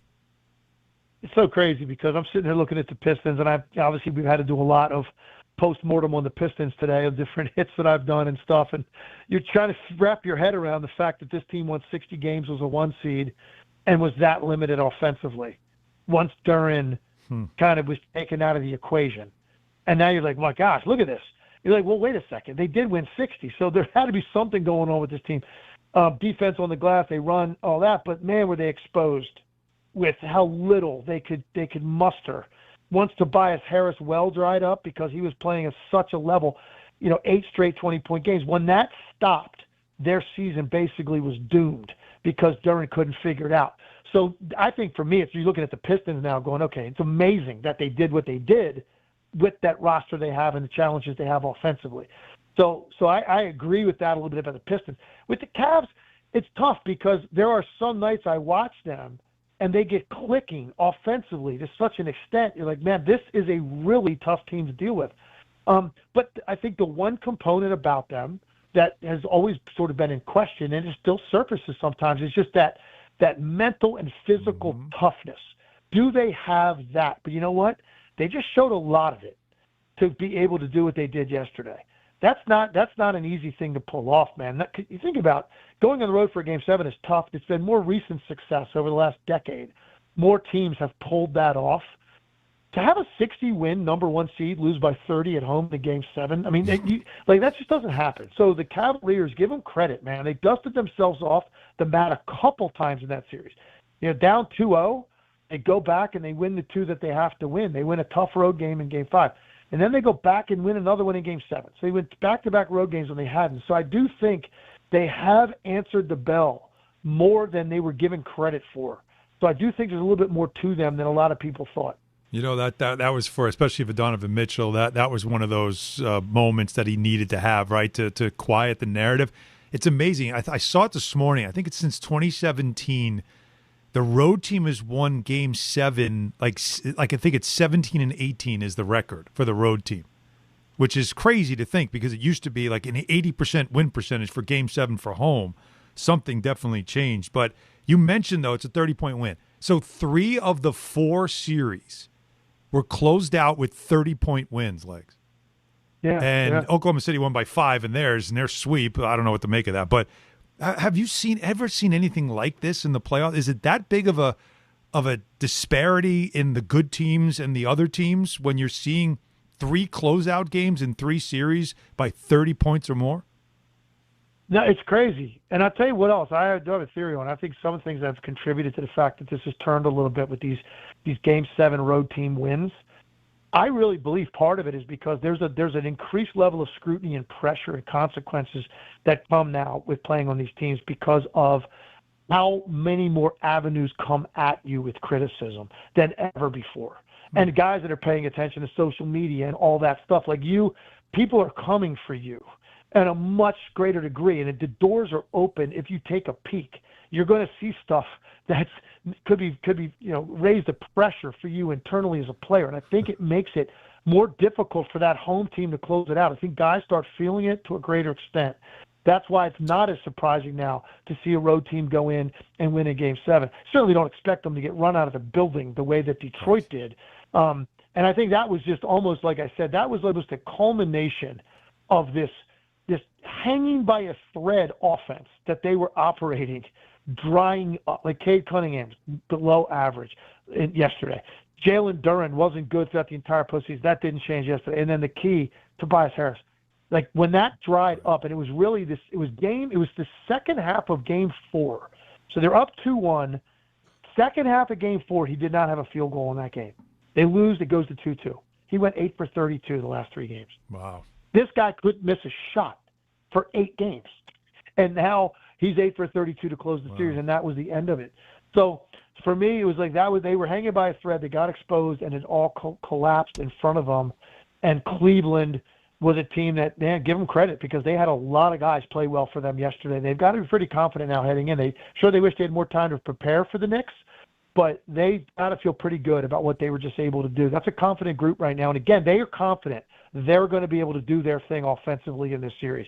The biggest challenge is, can they slow down what the Knicks have become? And that's the biggest challenge for any team now playing the Knicks. And I will say this, there is a different element to the Cavs defensively because of the 2 bigs. Yep. Their length, their mobility is a lot different than what Karl-Anthony Towns has faced in terms of his passing ability in this coming series. He was throwing the ball over the top of a Kongwu. He's basically the size of a small forward practically. He could see everything that they wanted to run on those baseline cuts and screens and all that. So everything was in front of him. Embiid, complete lack of mobility, just didn't challenge him. Boone, not big enough, too overly aggressive with the fouling. this is different. These are two smart defenders. They can move. They can block your line of vision because they're long. Some of the things that were available to Carl Anthony Towns are going to be harder to come by as a passer in this series. I'm really looking forward to seeing that. No, it's amazing. Game ones are big, but especially for the Knicks. They've never won a best-of-7 series with home court and losing game one. And you saw how they were crippled last year by the way the Pacers won that game one at the Garden. Is that a message? Is that something Mike Brown's got to address going into this game? I don't know that you talk about it or raise it. I just think you just tell them from the beginning, listen, the tone has to be set in this game. Like, they can't come out of a 7-game series with a day off, come in here and beat us in our building and set the tone for this series that we're to be had in this building. Because think about it. This is how I would always feel as a coach. We don't have to win a road game. They do.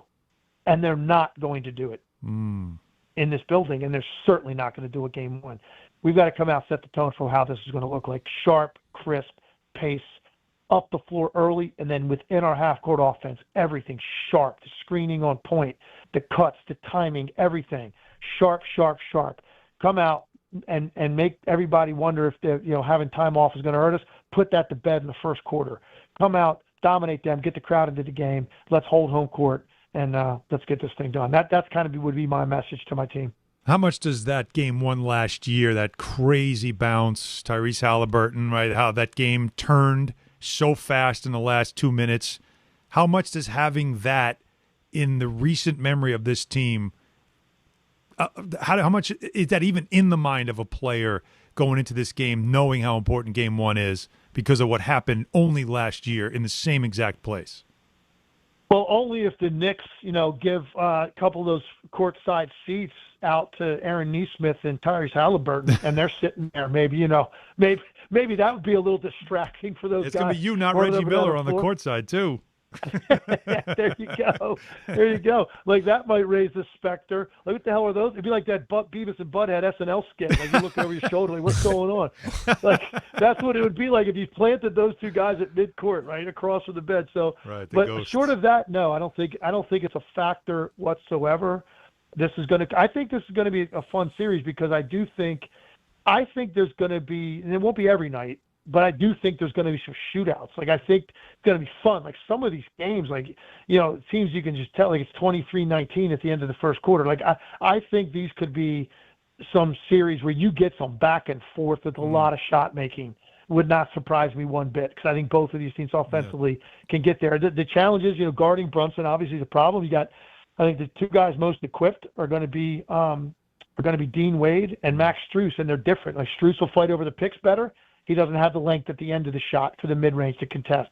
Wade can contest because he's got better length, but he can't fight over the screens as well. So there's going to be a mixture of those two guys on Brunson. And then, Mitchell, I saw it firsthand this year. I mean, he went nuts on the Knicks beginning of the year. You remember that game? He had like 20 in the third quarter. Like, he can get going and get on to such an extent. If you're not physical with him and he gets space and finds a rhythm, he's a real problem. So I just think it's going to be fun, man. You got elite guard play, bigs on both sides, shooting, benches. This is going to be fun, man. I cannot wait. I'm so blessed and grateful to be able to just sit in there calling all of these games. You got a go-to place in New York when you're here? In terms of what, restaurants? Yeah.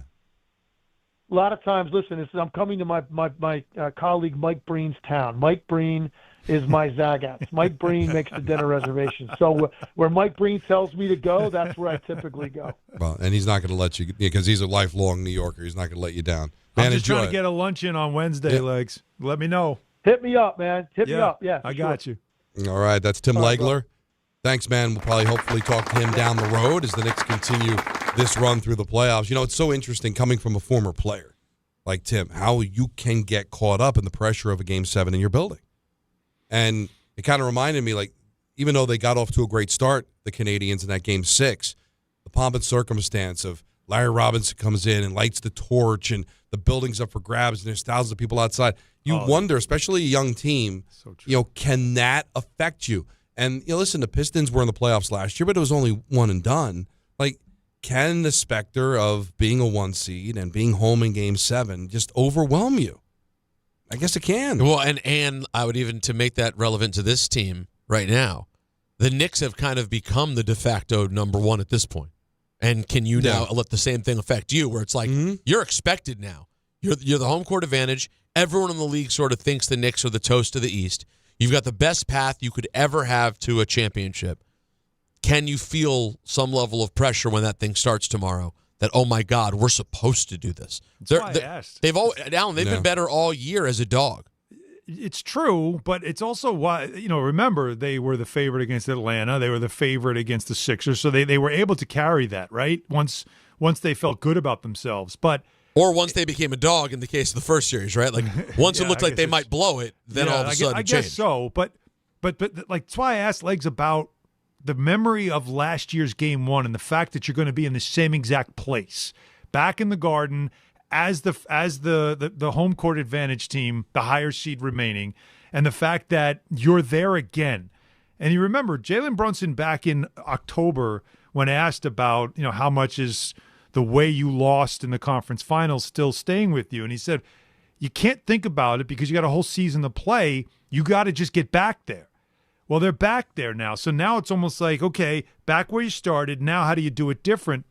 I wonder if the urgency, despite having all this time off, is in then the minute you walk out for warm-ups and look around and go, boy, it's been a whole year since we've been here, but it doesn't feel like it. Like it's almost like yesterday when that stupid shot went straight up and straight down, and now we're down 0-1 in the series.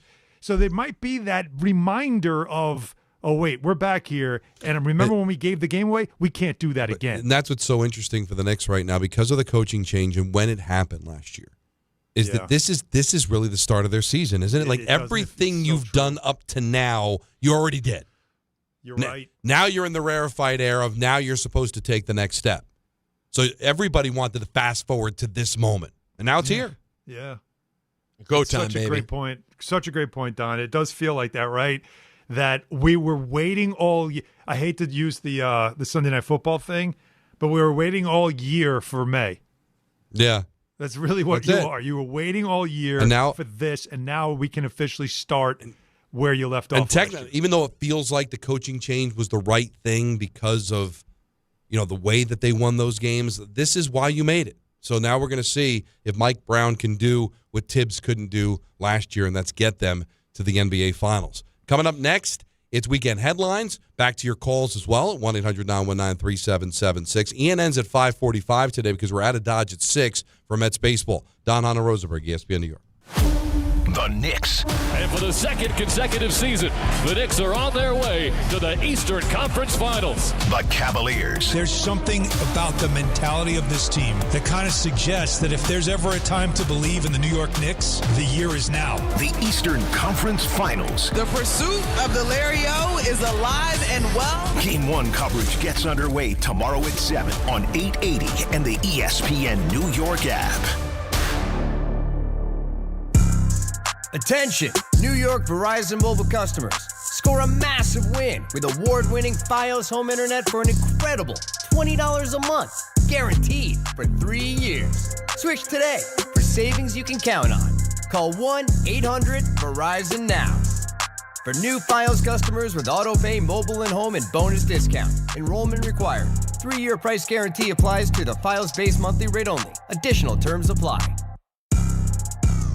If you're heading into summer without a medical emergency kit, you're taking a risk most people don't think about until it's too late. Summer colds linger and can turn into sinus infections that last for weeks. Getting sick right now before vacation can derail everything. And when you're traveling, finding a doctor and pharmacy is stressful. That's why I ordered a medical emergency kit. It's like having urgent care and a pharmacy right at home. It includes essential prescriptions like amoxicillin and generic Z-Pak to treat a wide range of common and serious illnesses. So if you wake up sick at home or on the road, you already have what you need. No waiting for your doctor, no hours at urgent care, no pharmacy lines, no copays. Just match your symptoms to the right prescription in your guidebook or call their telemedicine doctor standing by. Start on your meds sooner and feel better faster. Every home needs at least one medical emergency kit. Order yours online in minutes and it's shipped to your door. And save $45 with my promo code 880 at urgentcarekit.com/880. That's promo code 880 at urgentcarekit.com/880.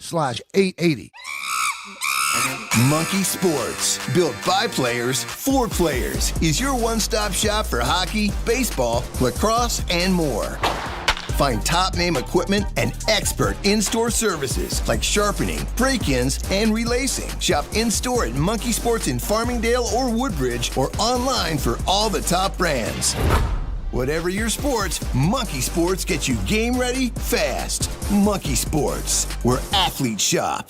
Download to see if you qualify. Not all customers will qualify. Transfer fees may apply. No Albert subscription required. Albert is not a bank. Albert Instant Loans are issued by FinWise Bank, member FDIC. Not an actual client. Terms apply. Kylie, what's wrong? I just got hit with a car repair bill. I'm behind on rent, and I feel like I can never save any money. Have you tried the Albert app?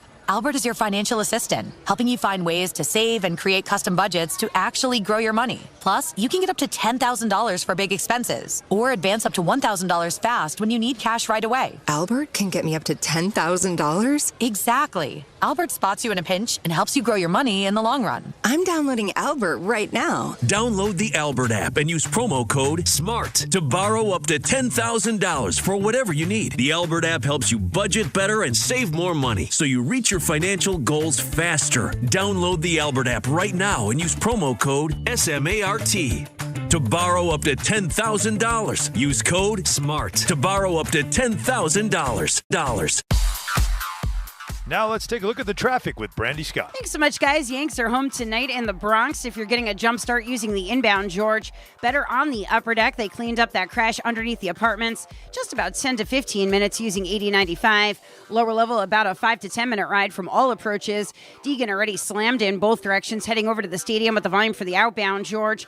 Northbound delays go back across the Triborough and up onto the Bruckner. Southbound said some slowdowns from the Mosholu on down.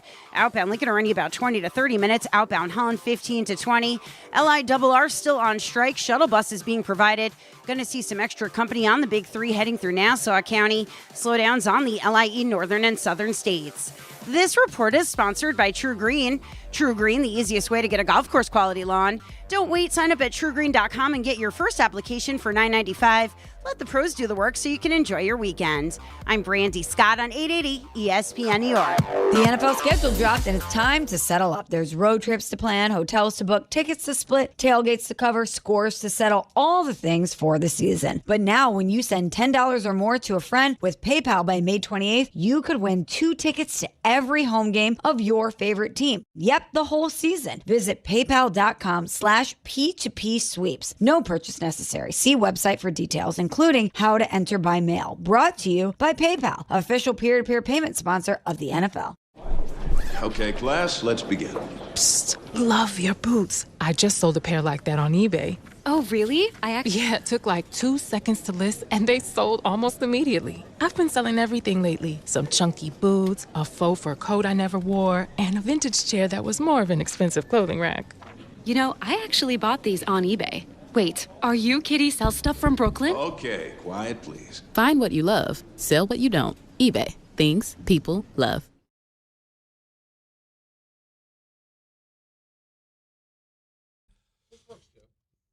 This is still, we're workshopping this, but this is the weekend headlines. Oh, yeah. Some big news is coming on this front at 4:30 on Mondays, but we're just not ready yet to announce. But in the interim, we do have the weekend headlines, and that's when myself, Alan, and Peter will give you what we felt were maybe some of the more obscure things that might have happened that you might have missed over the weekend. So personally or professionally. Right, because I'm going to start personally because usually I'm on the air when this happens, but happy birthday to my mom. My mom turned 84 years old. Hey! We took her out to Biagio's over in Paramus, New Jersey. Had a wonderful, we ate about 3. So what do you call that? Lunch. Yeah, late it's lunch. a late lunch. It's a late lunch. It's nothing, let's be honest. 3 is too early for dinner, so yeah. But it was with a woman who's turning, you said 80? 84. 84. Yeah. So it's, 3 o'clock's a nice early bird special. There you go. So got to see my brother David and his family and got to hang out. So happy birthday to my mom. And it was literally yesterday. Any sort of big happenings from this event? Just that there's a wrestler, Mario Mancini, that wanted to talk Mets with my brother thinking it was me. Yeah, that was Don told me this before the show started. He came up to your brother, to Don's brother, and said, "So what's going on with my Mets?" And Dave said, "Well, I don't know. I don't follow baseball." And the guy said, "What do you mean? You talk about them every day?" And I said, I got bad news. He doesn't know who Dave LaGreca is. Right. There's only Don LaGreca. And he heard D and LaGreca, and that was You it. can understand that. LaGreca's not that common of a name. And you're a big local New York star Well, I here. appreciate that. And I guess maybe Mario is local. I don't know. I'm assuming so.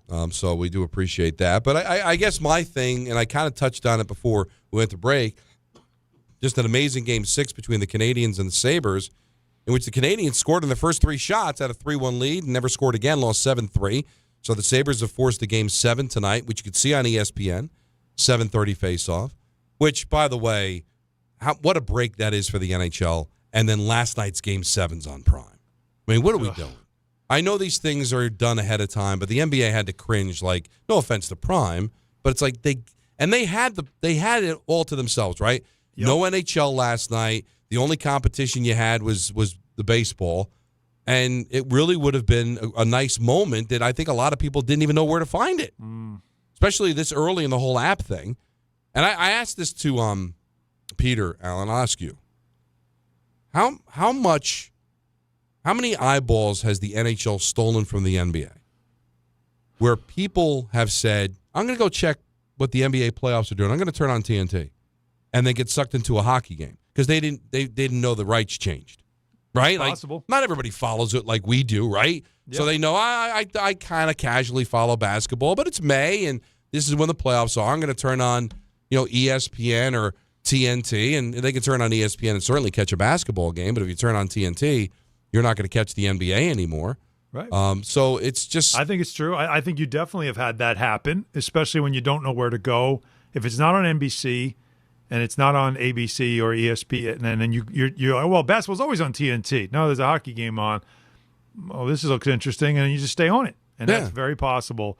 But yeah, it was something that everybody sort of winced when you didn't get 2 Game 7s for Sunday, because Sunday would have been one on Prime, which I think that game would have been an earlier start. It might have been even an afternoon start if Spurs Timberwolves went 7, and because that one would have been the NBC 8:00 game, from what I believe.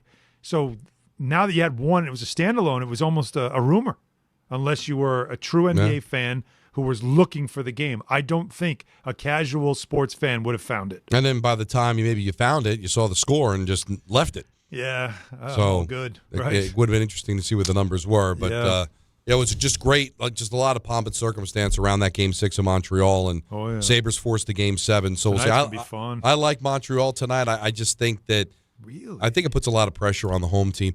Quick question, guys. Another question I have for you.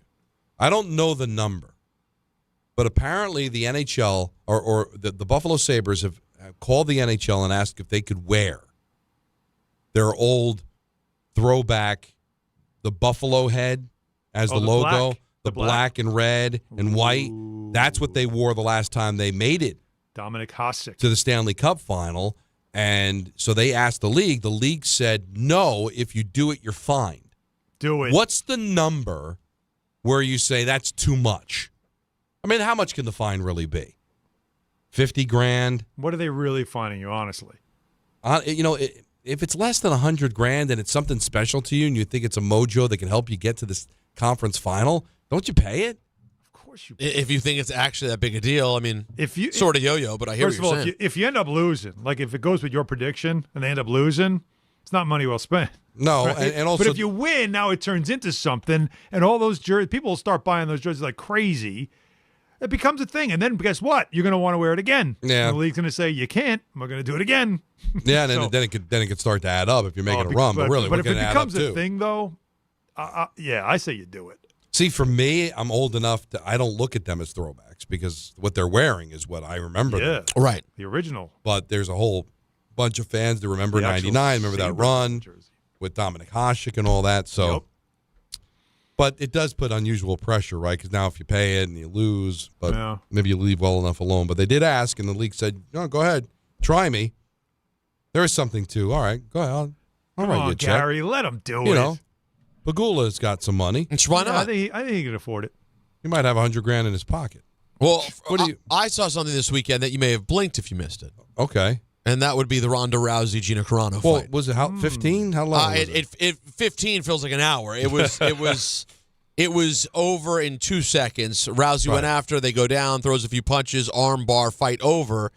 However, that ended up not really being the big headline from the night. And what you may have missed if you were not among the 27 million people. That's crazy. Who ended up watching Rousey Carano on Saturday night. Wow. Is that MVP Promotions, which is Jake Paul and Nikisa Badarian, and Netflix may have, thrown themselves into the MMA world in a real way. And obviously, Dana White and the powers that be at UFC took things seriously. As Saturday night, they wanted to get a big piece of attention too, announced Conor McGregor's return to the octagon, which is now coming this summer.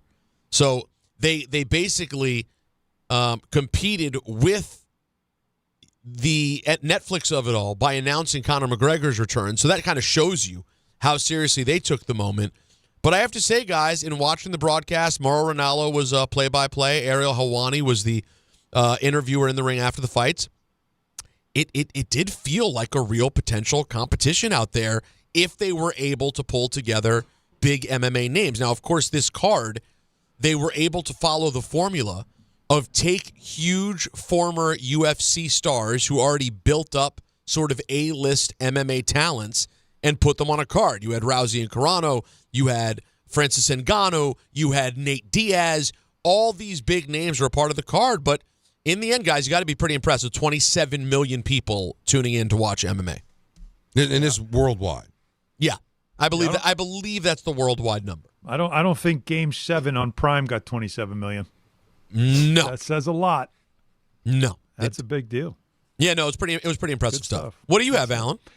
First personal, Callie had a hat trick on Friday. First tournament with the boys, and then she had a Gordie Howe hat trick in the semifinal. Her first little skirmish. Did she get a fighting major? We got a roughing penalty. See. But she was pulled down, and then so she's trying to get up, and the kid won't let her up, so she gave him a whack, and it was just okay. I mean, she's 11. It was just funny for me to see her stick up for herself, like he's kind of trying to beast mode her a little bit, and she was like, "Get off me!" And she gave him a pretty solid paw and knocked him down. I was like, "Okay, that a girl."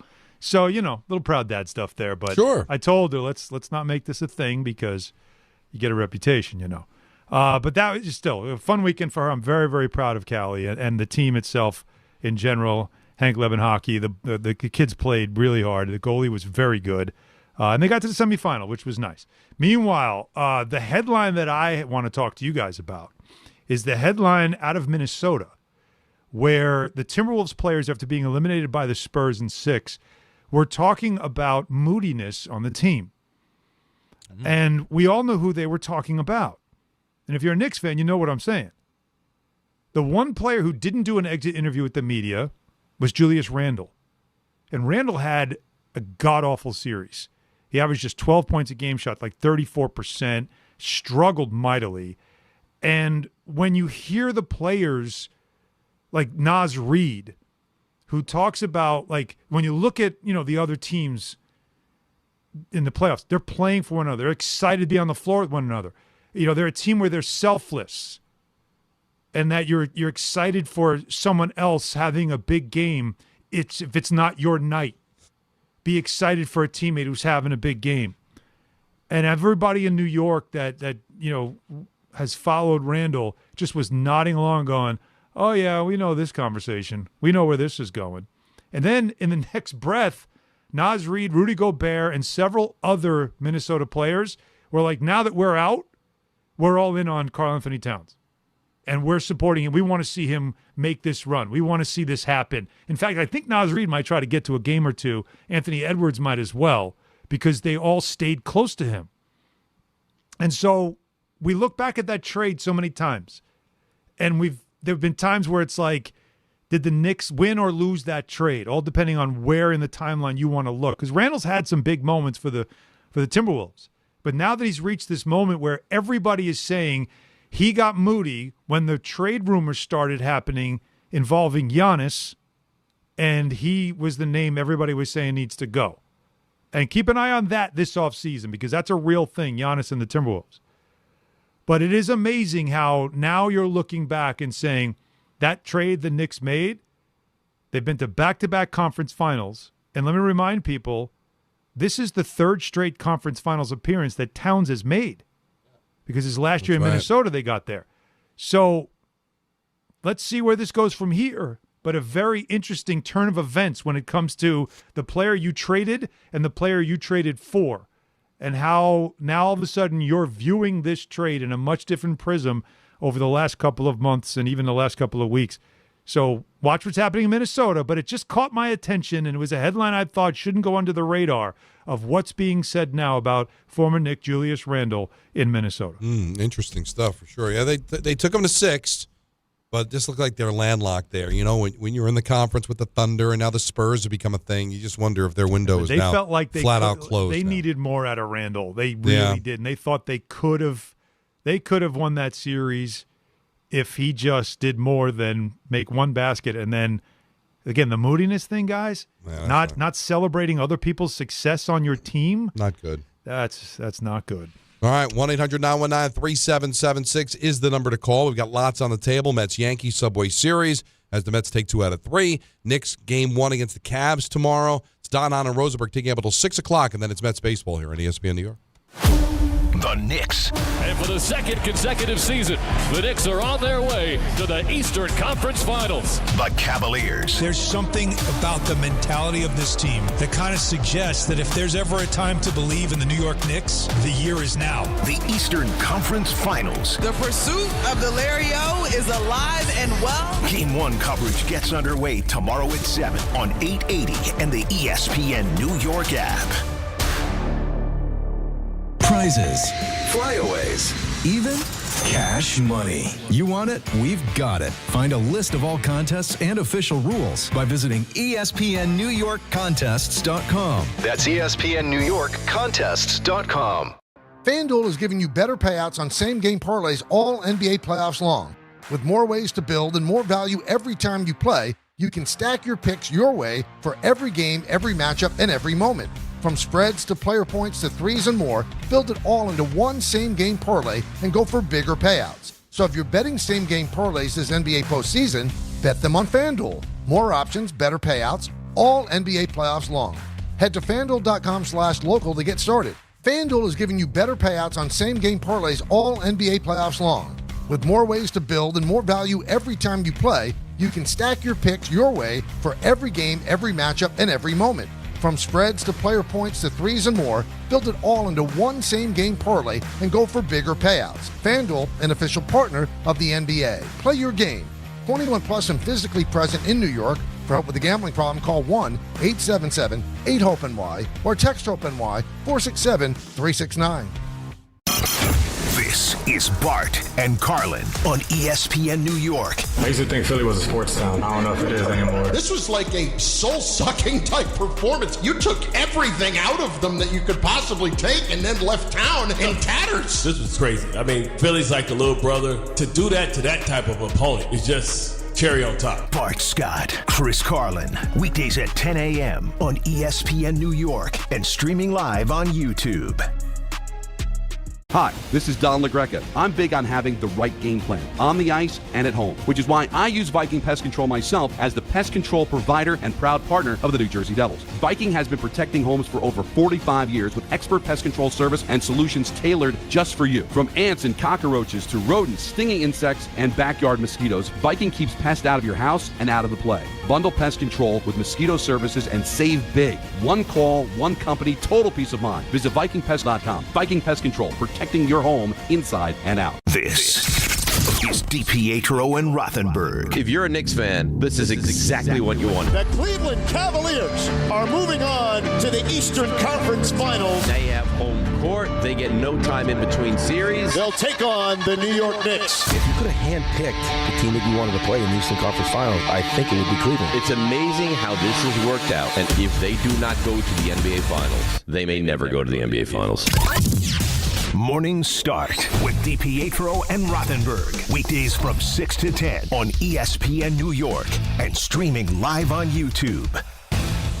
Hey, New York and New Jersey, Boost Mobile has an unlimited talk, text, and data plan that's only $25 a month forever, meaning you'll only ever pay $25 a month for the rest of your life. Who wouldn't want unlimited wireless when it only costs $25 a month forever? If you don't, you must be one of those people who enjoy overpaying for their phone plan. $25 a month forever is truly as good as it gets. So go online and switch now at boostmobile.com. After 30 gigabytes, customers may experience slower speeds. Customers will pay $25 a month as long as they remain active on the Boost Mobile Unlimited plan. The NFL schedule dropped, and it is time to settle up, people. There's road trips to plan, hotels to book, tickets to split, tailgates to cover, scores to settle. All the things for the season. But now, when you send $10 or more to a friend with PayPal by May 28th, you could win 2 tickets to every home game of your favorite team. Yep, the whole season. Visit paypal.com/P2P sweeps. No purchase necessary. See website for details, including how to enter by mail. Brought to you by PayPal, official peer-to-peer payment sponsor of the NFL. Pros, save more on the materials you need to get the job done inside and out at Lowe's. Right now, get 10% off in-stock Trex Naturals decking, now available in more styles. Plus, get 15% off select custom entry, interior, and storm doors. Then, we'll deliver it all straight to your job site to help keep your jobs moving. Get the brands pros trust, priced right, and ready when you need them. Our best lineup is here at Lowe's. Valid through 5/27. While supplies last. Selection varies by location. Another dominating step towards a championship. And for the second consecutive season, the Knicks are on their way to the Eastern Conference Finals. Will this be the year the Knicks punch their ticket to the NBA Finals? Inbound stolen by McBride, and then Brunson buries a far corner 3. 5 points for Brunson in about 3 seconds. Thanks to all our New York Knicks partners this season, including ZipRecruiter, Amazon Hub Delivery, Princeton Jeep, and Food Bazaar on ESPN New York.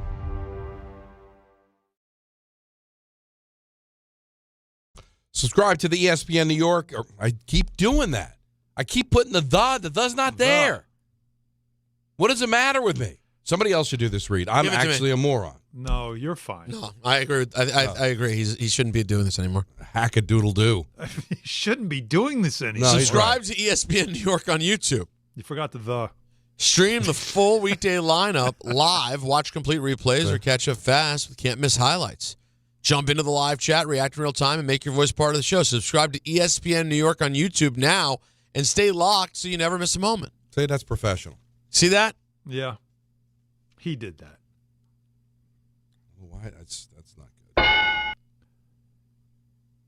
It's Really? dyslexia. I don't know what's going on with you. If you see the letters in different order, like what if you start adding words? What is Adding that? words. No, you know what? They have a word for it. Moron. And that's what I don't know if I'd say Is that the clinical term? That's the thing. The clinical term is you know, moron, they have yeah. names for things, and then just you know what? You're just stupid.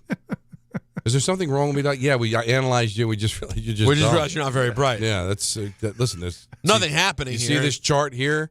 When we run out of room on the chart, that's when we just diagnose you. You're on the other side of the page. Right. Let's go to Joe in Monroe. You're on ESPN New York. Joe What's in up, Monroe. Joe? I like the rhyme there. Hey, what's going on, guys? Alan, I heard the Julius Randle story as well, and not discounting it or saying that that's not a bad situation for him to put the team in or the locker room in by behaving in whatever way he did that made the players upset. But you said something, I think it was Knicks fans know this conversation. And I think the Julius Randle slander that went on while he was here from a lot of fans and continues to this day is unwarranted. And I think Julius Randle is such a huge part of where the Knicks are now and rebuilding sort of that Eastern Conference play hard, play physical identity. And the slander that he got about not playing defense or not being invested or whatever, I think in Minnesota, I'm sure that that's the case. I'm not sure, but regardless, that Julius Randle slander is, to me, still very upsetting because of how important he was and the type of player that when I was watching that I thought he was. I think it was always over the top, the hate that he got, and he's such a big part of my Knicks history. I hate is a strong word. I don't think it was hate. It was more it's just criticism. Criticism is always come from a place of hate. It comes from a place of It's true. It's a good point. Like when you started to see that happen, that part I think is what frustrated, because it should have worked. It should have worked wonderfully. Everybody looks back to that January of 2024 and just or 2024, yeah, and just marvels about how much fun that team was. And Randle was a huge part of it. And that terrible injury that he suffered really affected him for the rest of the season. He didn't play in the playoffs, and they really missed him. But that, that moment was the best of times when it comes to what they could have been with him and Brunson and everybody they had. But it doesn't mean that he doesn't have this reputation as somebody that is moody. And listen, it doesn't. That's a real thing. And for him, like Don, he's in his prime right now, and he's on a team that has gotten to the conference final a couple of years in a row. And the guys looked at him, you could tell, and no one named him by name, but what they were saying told you all you need to know about who they're talking about. Because in New York, while everybody else around the league's like, boy, moodiness, that's weird.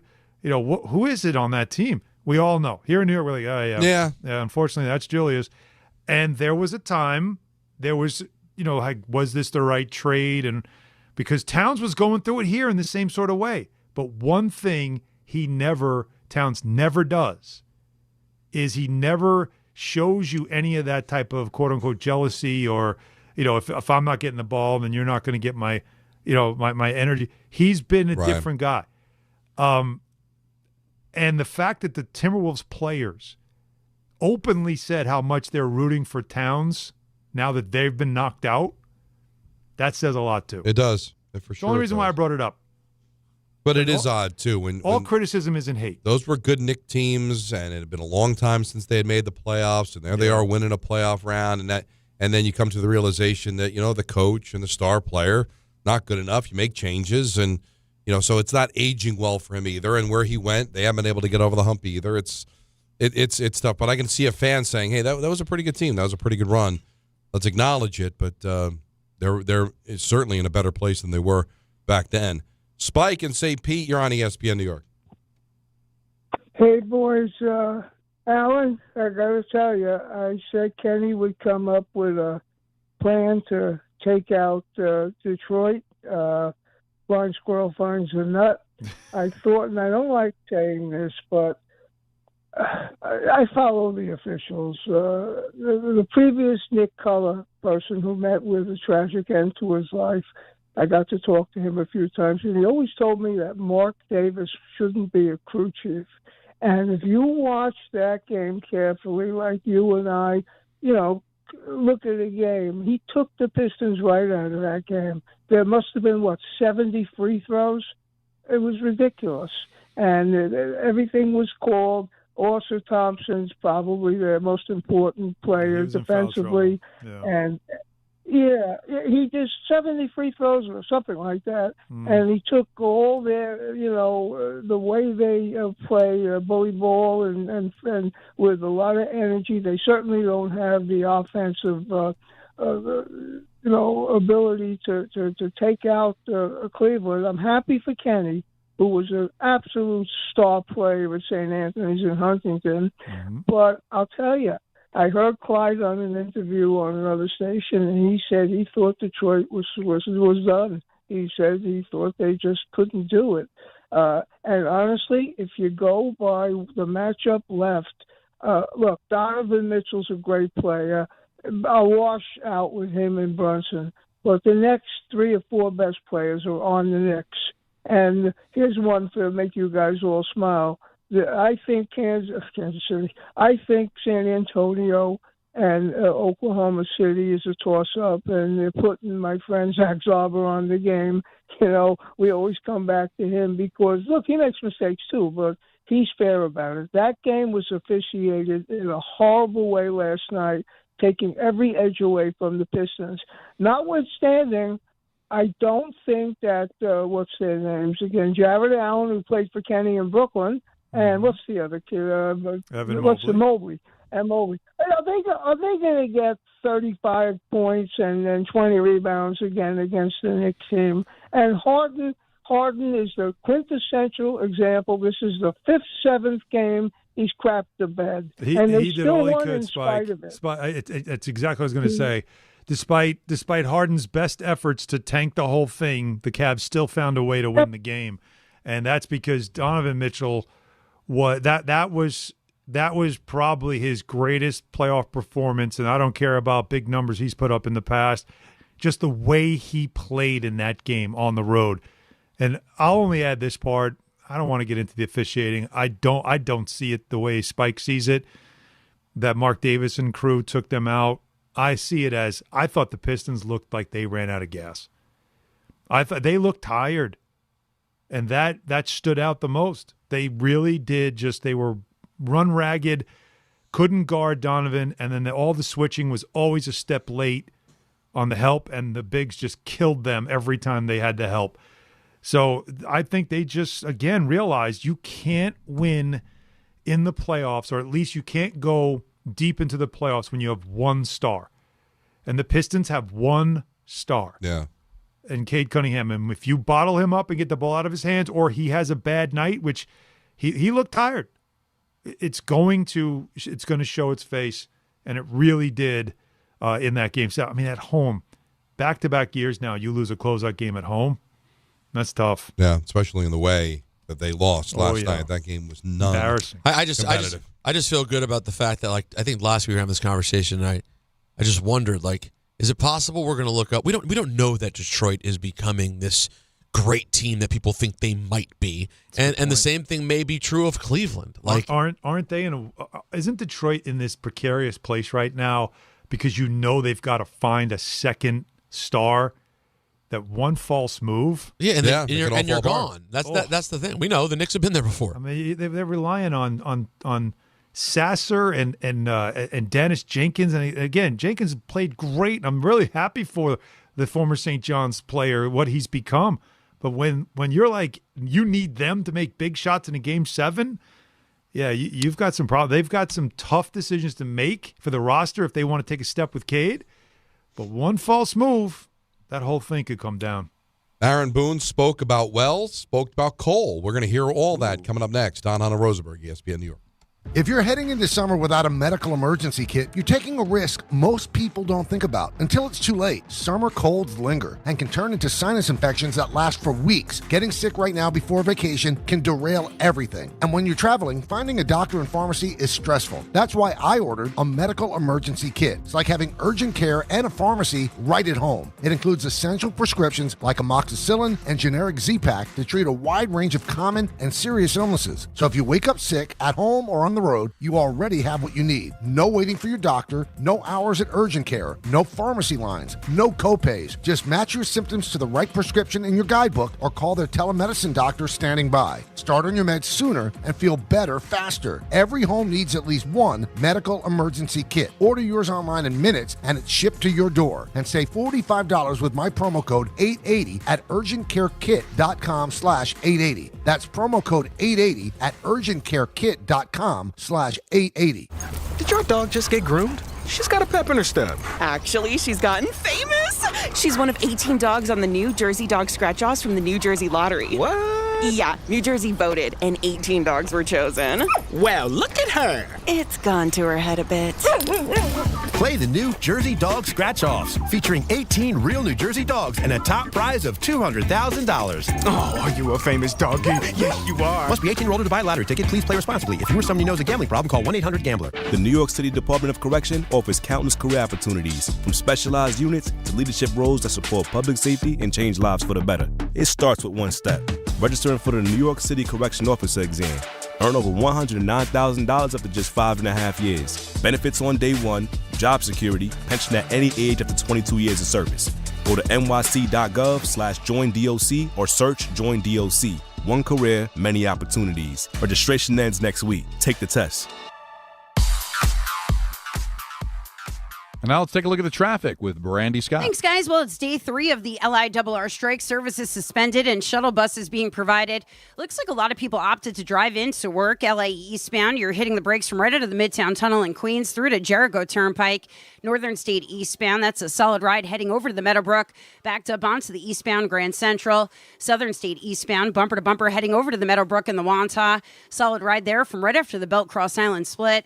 Might want to hop over to Sunrise Highway eastbound, even with the traffic lights. That's a better ride getting through the area.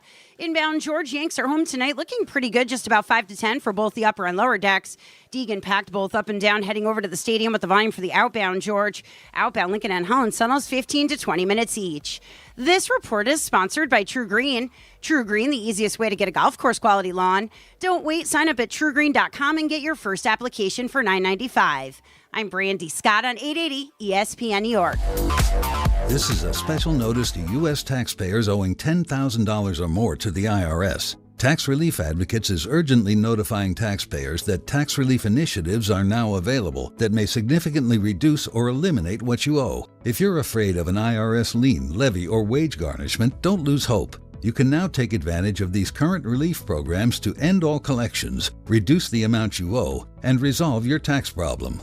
Even if you have years of unfiled tax returns or are already in a payment plan, you may still qualify for significant relief. Struggling taxpayers can now get relief they need during these hard economic times. A hotline has been established by Tax Relief Advocates for you to call and see what you qualify for. They are A+ rated with the BBB and have over 1,000 5-star reviews. Don't wait. Call 800-575-9087, 800-575-9087. That's 800-575-9087.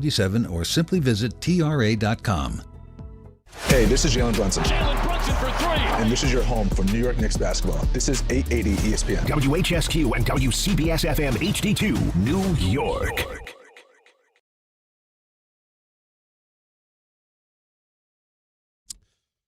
Game Time is brought to you by Tullamore Dew Irish Whiskey, because when it is game time, boys, It's Tully time. It's Tully time. the Mets start a series with the Nationals. You can hear that game right here on 880 with coverage beginning after us at 6:05. And go over to 1050 at 8 because Game 1 of Spurs Thunder will be there. And then the Yankees host the Blue Jays at 7:05.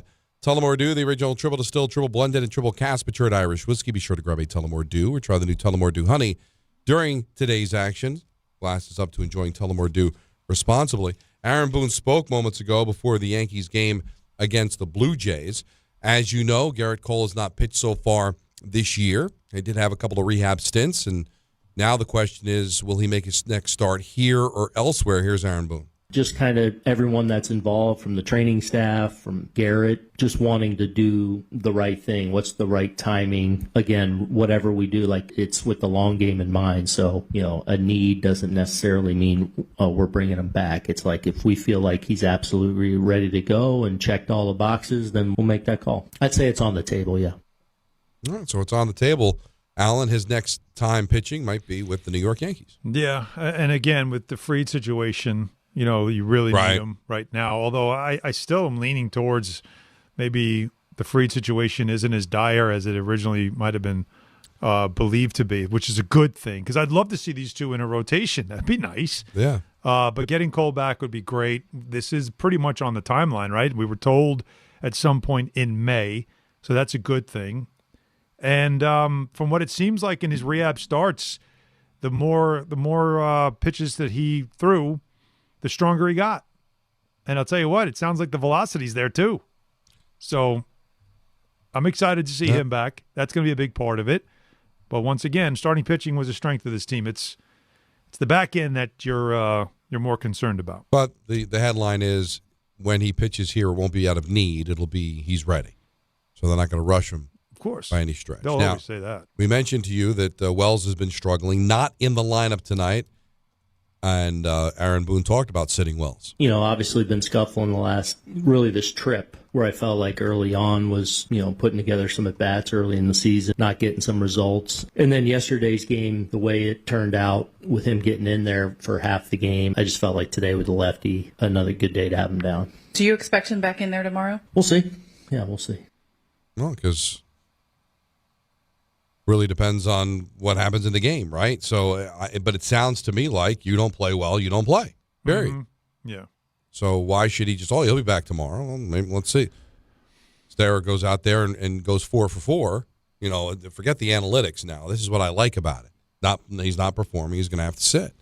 And he went deeper into Wells' struggles. I think because he's catching really well, which is, the number one job, right? I mean, there's so much we put on the plate for the catchers, and he's certainly, I think, established himself as an outstanding defensive catcher and a leader of our staff. So he's been able to separate the two, which is very important. But I expect more out of him offensively, and we got to keep working to try and get him on track. Now, the reason this is an issue is because he's not the only one on it. Right? You're not getting any production at a catcher from either guys. I think you've got a total of, 11 RBIs out of the two of them so far this year. All right? You're not getting anything out of third. So you've got certain areas where you expect production, especially those two positions, you're not getting it. Yeah, but again, I think third, Don, you knew coming in because you were looking at third base as the value of the defense and hoping to just get the occasional, but you knew you weren't going to get much offensively out of that. I think to me, it's Wells' drop-off is the one that I think really is shocking. It's not like he was trash 2 years ago. He had a good year, right? Right. No, and that's why they thought they were okay. Fall off. It just I don't know. It's gone from bad to start this season to worse. And if I'm not mistaken, he wasn't bad in the in WBC, right? I don't think so. I don't remember. No, quite honestly. No, he had moments, if you remember, the Dominican team. So I think that's the part that really is surprising, how much it's fallen off. The glassy-eyed look in his face.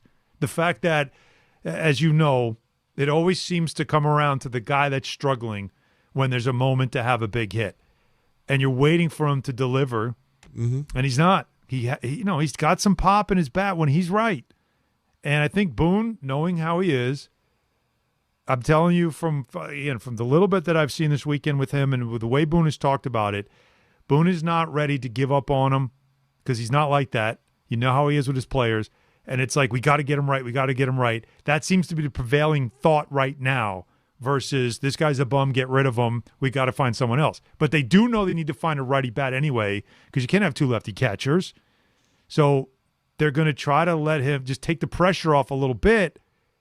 But with Iscari, you're not getting any offense either. So now it's just taking more out of the bottom of your order. Let's go to Chris in Bayshore. You're on ESPN New York. What's up, Chris? Yeah, hey, guys. Listen, I got a couple of things on the Yankees. First of all, I think Matt Hyde is the Northeast scouting guy. He's got to get so much credit for the Schlittler and the Rice thing. But as far as Wells goes, I mean, I know it's not going to happen. You don't trade a catcher in the middle of the season, especially a guy like that. But, you got a guy in L.A., you got the local kid who's struggling, Ohapi, and he's an Eastern guy, and Wells the Western guy. Call him up and say, hey, let's maybe have a change of scenery. Well, I think it's too early for that conversation. Yeah. You know how Brian Cashman likes to be patient. We saw how long he waited. Gary Sanchez, how many conversations do we have? Oh, the framing, and he's the best at framing the ball, trying to find anything positive until finally he had to cut bait. I think we're way, way premature to start getting out of the Wells business, but we do know the history. You just said he's going to be patient with McMahon because he had 20 home runs last year, although we forget 16 of those 20 were in Colorado or as a Rocky. Mm-hmm. So he's going to be patient. But at some point, when you start to see a guy that would be in the lineup, not in the lineup, that they're keeping an eye on it. And don't you think they're also still they are trying to buy time for Lombard Jr.? Yeah. It's the easiest thing to do. Then go out and find somebody that now it's going to cost you money and all that stuff, and you don't want to get caught up in a contract that goes beyond even next year because you're hoping the kid at some point is going to be ready. And you'll be able to call him up and then all bets are off, right? He is already ready for the league defensively.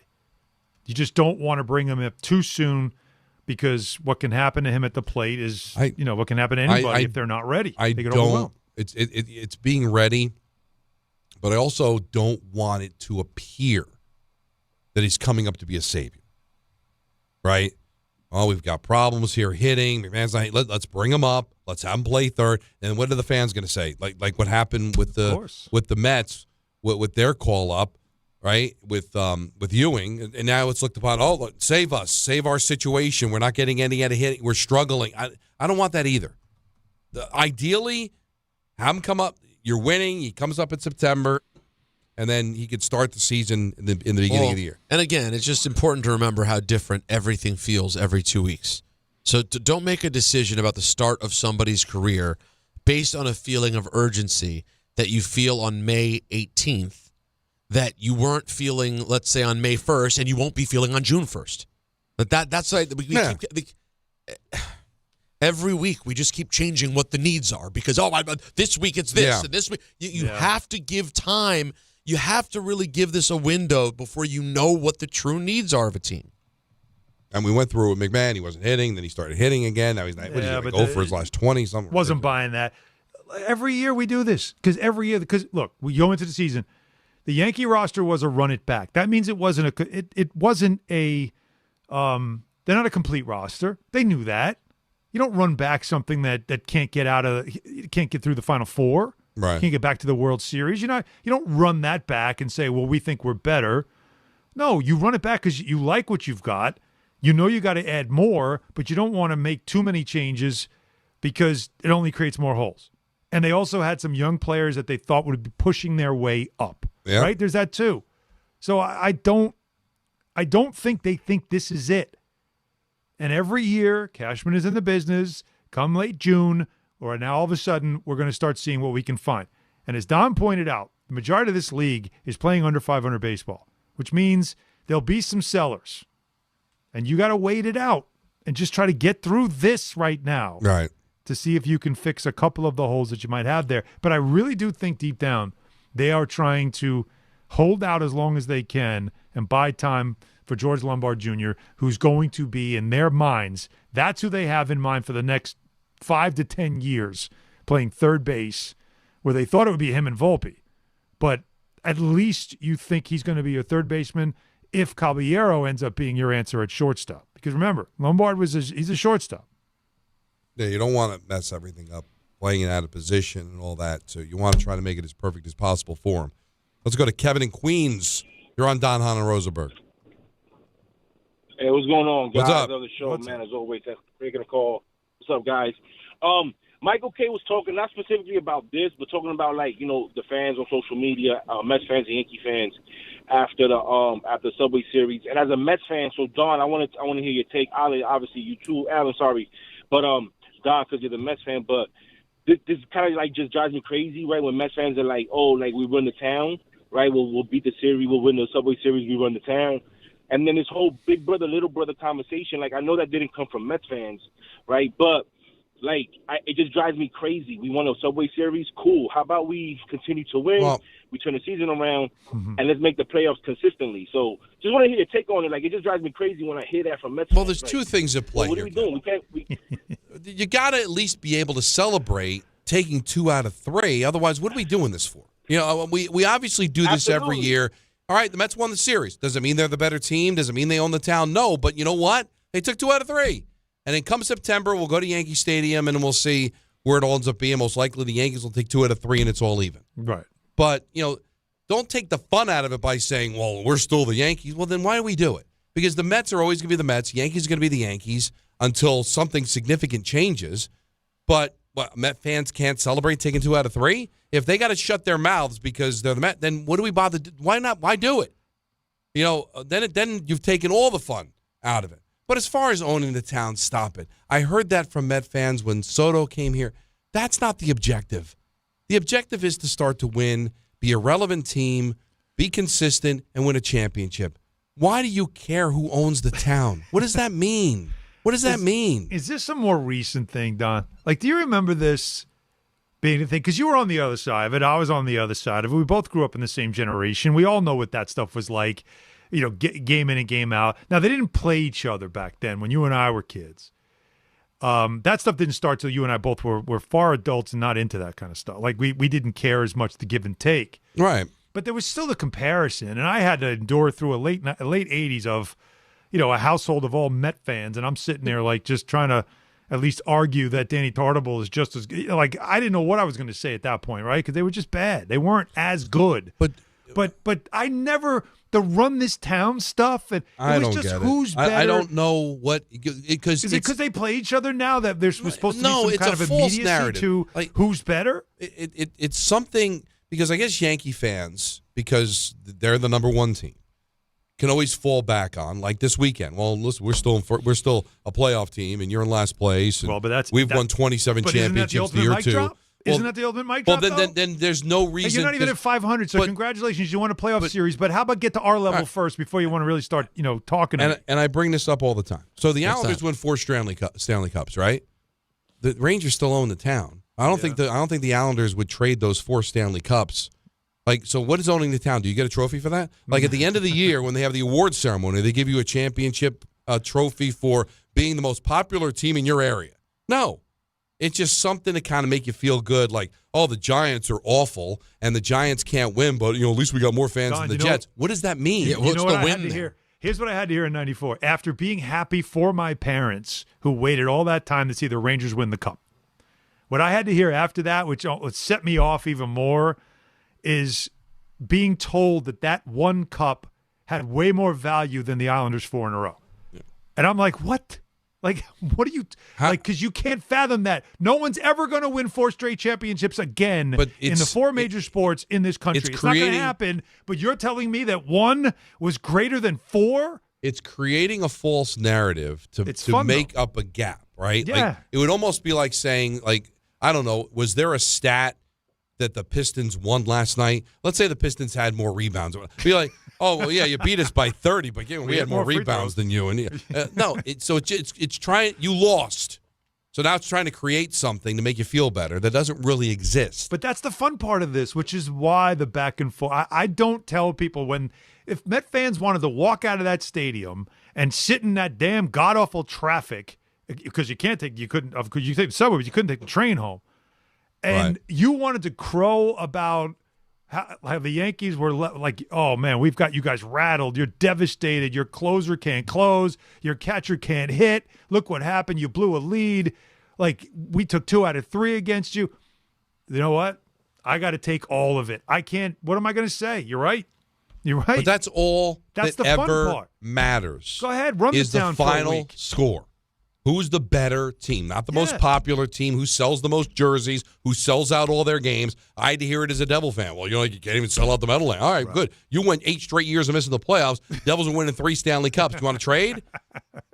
That's same point, thing. Though. And I've been on both sides. Don't tell people they can't do this. Right. Don't tell people you can't talk like you run this town. Yes, you can. But no. You can. I disagree. Don't running the town. Hey, for 3 days, we were better than you. Yeah. All right? That's we all. ran the town. Doesn't matter how many tickets sold. Just, hey, we played games. That's what it's about, the final score. That's it. And you keep it moving. That's all, and then you move on. Because what are you going to do? You're going to jump up and down and pound your chest? Yes. For how long? It's too long of a season I to not enjoy the little victories like this. If you're a Met fan, you love this. My God, we've got you guys in shambles right now. Look at you. Your bottom of your order sucks. But look at people like Anthony, who's the average fan of his age. He didn't care that they lost to the Mets. He just cared that they lost the series. I didn't care. I told you how I felt. Well, yeah, but this week means more to me than this weekend did. Mm. But as a Mets fan, though, you're thinking about the way your season started.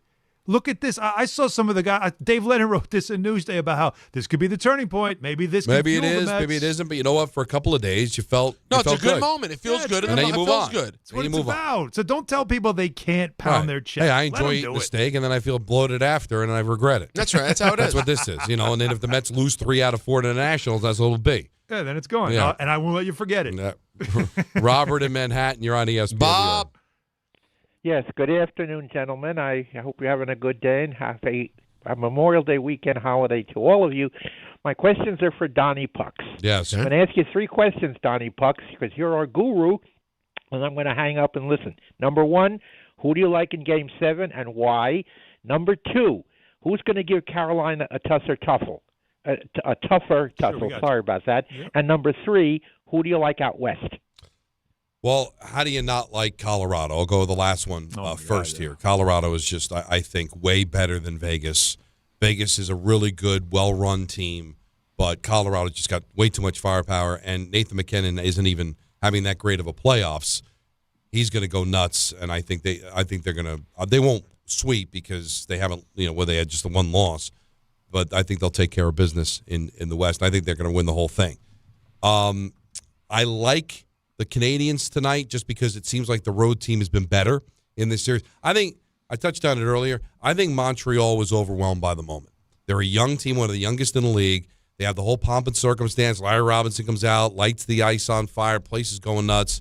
And the only reason they had a 3-1 lead is because Lyon was awful, got pulled in the game. Otherwise, Buffalo was the better team from start to finish in that game. But I do think being home could actually be a detriment to Buffalo. But I do believe Buffalo would give Carolina the tougher tussle. I do think Carolina wins the series either way. But I just think Buffalo was the more complete team, and I think they would win a couple of games against Carolina. But I think it's Carolina-Colorado. I'd love to see Montreal advance, guys. Ugh. I just think they're too young. We forget Dobich is a rookie, too. Their time will come, Montreal's, but I think they could win, this game and move on to the conference final, but I think it's Carolina-Colorado. Do you guys want to take a look at our bracket challenge that we haven't mentioned since we asked people to Yeah, we put haven't it mentioned it. What are we looking at? We've got three teams tied with three brackets, I should say, tied with 480 points, which is good for 98.7%. This 98.7 percentile. Keaty's Toupee, Thorold Puckers, and S99 Gretzky. I am tied for fourth with a litany of people. Look at you. One being my college roommate. At 95% with 440 points. And I have to give a shout-out to Zach and Callie. They're tied for ninth with 400 points. Yeah. They have the Hurricanes winning it all. So they're still alive. One of the people that have 440 points has the Lightning winning, so they are probably done. Yes. But something to keep an eye on here. Plenty of people still in the hunt, and we'll see who wins at the end. Well, my name wasn't mentioned, so I guess I'm not having it. Not great, that means. Not good for I you. had Colorado, but I had Montreal. You have 320 points on your 59.5. And I have a Montreal-Colorado final, no? I think Montreal would probably help you. Yeah, I think it would help me. And also Emily Kaplan is reporting that the Sabres caved. They're just going to go with their traditional uniforms. Too soft. There was debate that maybe they would pay the fine and do it, but I do think it adds more pressure, right? And if you lose, you look bad, so... The fact that it got out, and you already clearly have there's a built-in mojo this year, right? Like, don't you already have something going here? Yeah, but they haven't played well at home, so I can understand what they were trying to do. They're trying to create a vibe. They stood in a hotel. That's a good to idea. simulate I'm telling you, it being an away game. And Legler, I think I was going to ask him about it, but he kind of backed it up with what he said about how the noise was overwhelming for Detroit and the pressure of a Game 7. All the more reason why I think the Knicks could have gotten out of Dodge, just so you don't have to hear all of it, but they stayed here, and we'll see if it affects them. We'll have Game 1 tomorrow. 1-800-919-3776. Last call, crew, because at 5:45 we got a special E&N. Why? Because at 6 o'clock it's Mets baseball on ESPN New York. Wait! Before you change the station, listen to this.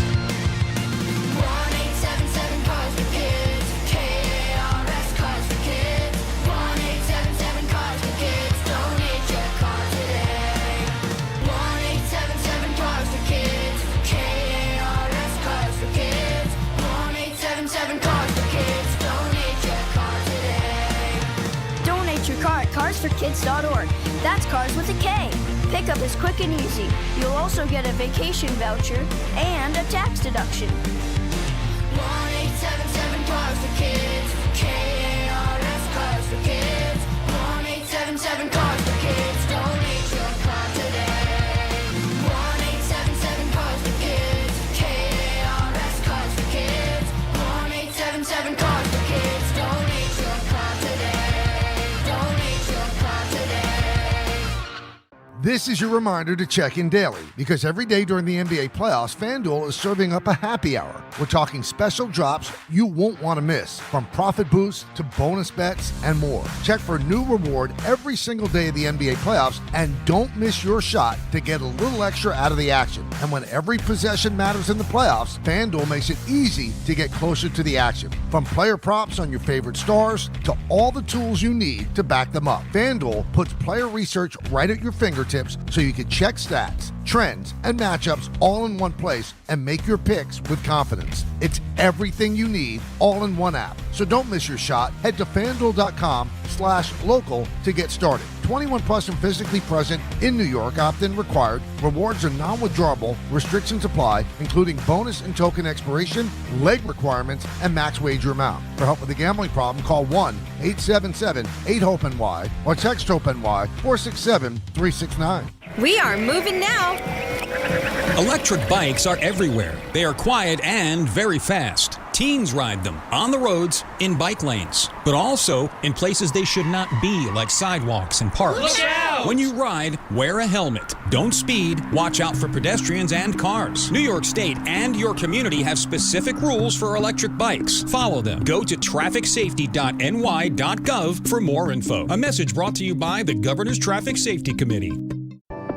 Hey, this is Chevy, managing partner at Precision Solar. We believe going solar should be simple, and it should make real financial sense. We manage the entire process from start to finish and offer flexible solar payment options designed around your goals. When the numbers work, solar can lower your monthly cost and give you predictable energy for decades. And if you refer someone who installs with us, you can earn up to $1,000. Visit PrecisionSolar.com to schedule your free home assessment.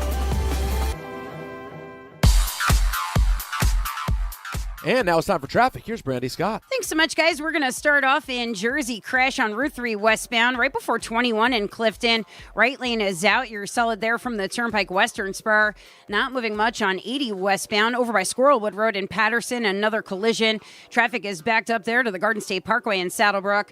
Yanks are home tonight in the Bronx using the inbound George Upper Deck about 20 to 25 minutes from 80-95. Deegan just slammed both up and down, heading over to the stadium with the volume for the outbound George. Outbound Lincoln and Holland Tunnels, those are running about 20 to 30 minutes each. LIRR still on strike, services suspended. Packed ride on the Big Three as a result, getting through Nassau County, hitting the brakes on the LIE northern and southern states. This report is sponsored by True Green. True Green, the easiest way to get a golf course quality lawn. Don't wait, sign up at truegreen.com and get your first application for $9.95. I'm Brandy Scott on 880 ESPN New York. The NFL schedule dropped and it's time to settle up. There's road trips to plan, hotels to book, tickets to split, tailgates to cover, scores to settle, all the things for the season. But now when you send $10 or more to a friend with PayPal by May 28th, you could win 2 tickets to every home game of your favorite team. Yep, the whole season. Visit paypal.com/P2P sweeps. No purchase necessary. See website for details, including how to enter by mail. Brought to you by PayPal, official peer-to-peer payment sponsor of the NFL. Harry Douglas here. Game day brings the excitement. Your stay should feel just as memorable. With Marriott Bonvoy, official hotel partner of the NCAA and U.S. Soccer, you're connected to a portfolio of brands designed for how you travel. Some offer complimentary breakfast, others give you room to spread out, space to stay productive, or extended stay comforts. So whether you're a traveling fan or part of the team, Marriott Bonvoy celebrates the moments that live on before and after the game. Marriott Bonvoy, where game day checks in. A&N coming up at a special time, 5:45, because we're getting out of Dodge at 6 because the Mets-Nationals game. Coverage for that will get started. So the last call crew at 1-800-919-3776. Let's go to Ahmed in the car. You're on ESPN New York. Hello. Hey, how you guys doing? Show. Good. How are you, man? I'm good. I just wanted to discuss something I just saw a couple minutes ago. Okay. 3 hours ago, BetMGM and NBA posted an updated power rankings, and they had it ranked OKC, San Antonio, Knicks, Cavs. But I'm just shocked to see how we're ranked lower than the Spurs when we're 2-1 against them in the season, and we beat them for the in-season tournament. Yeah, I saw this too. So I want to make sure I get it right from what you're saying. is to win a championship odds? It just seems like latest playoff power rankings. Just it seems Power rankings. Okay. Well, here, I think you have 260 win teams there, right?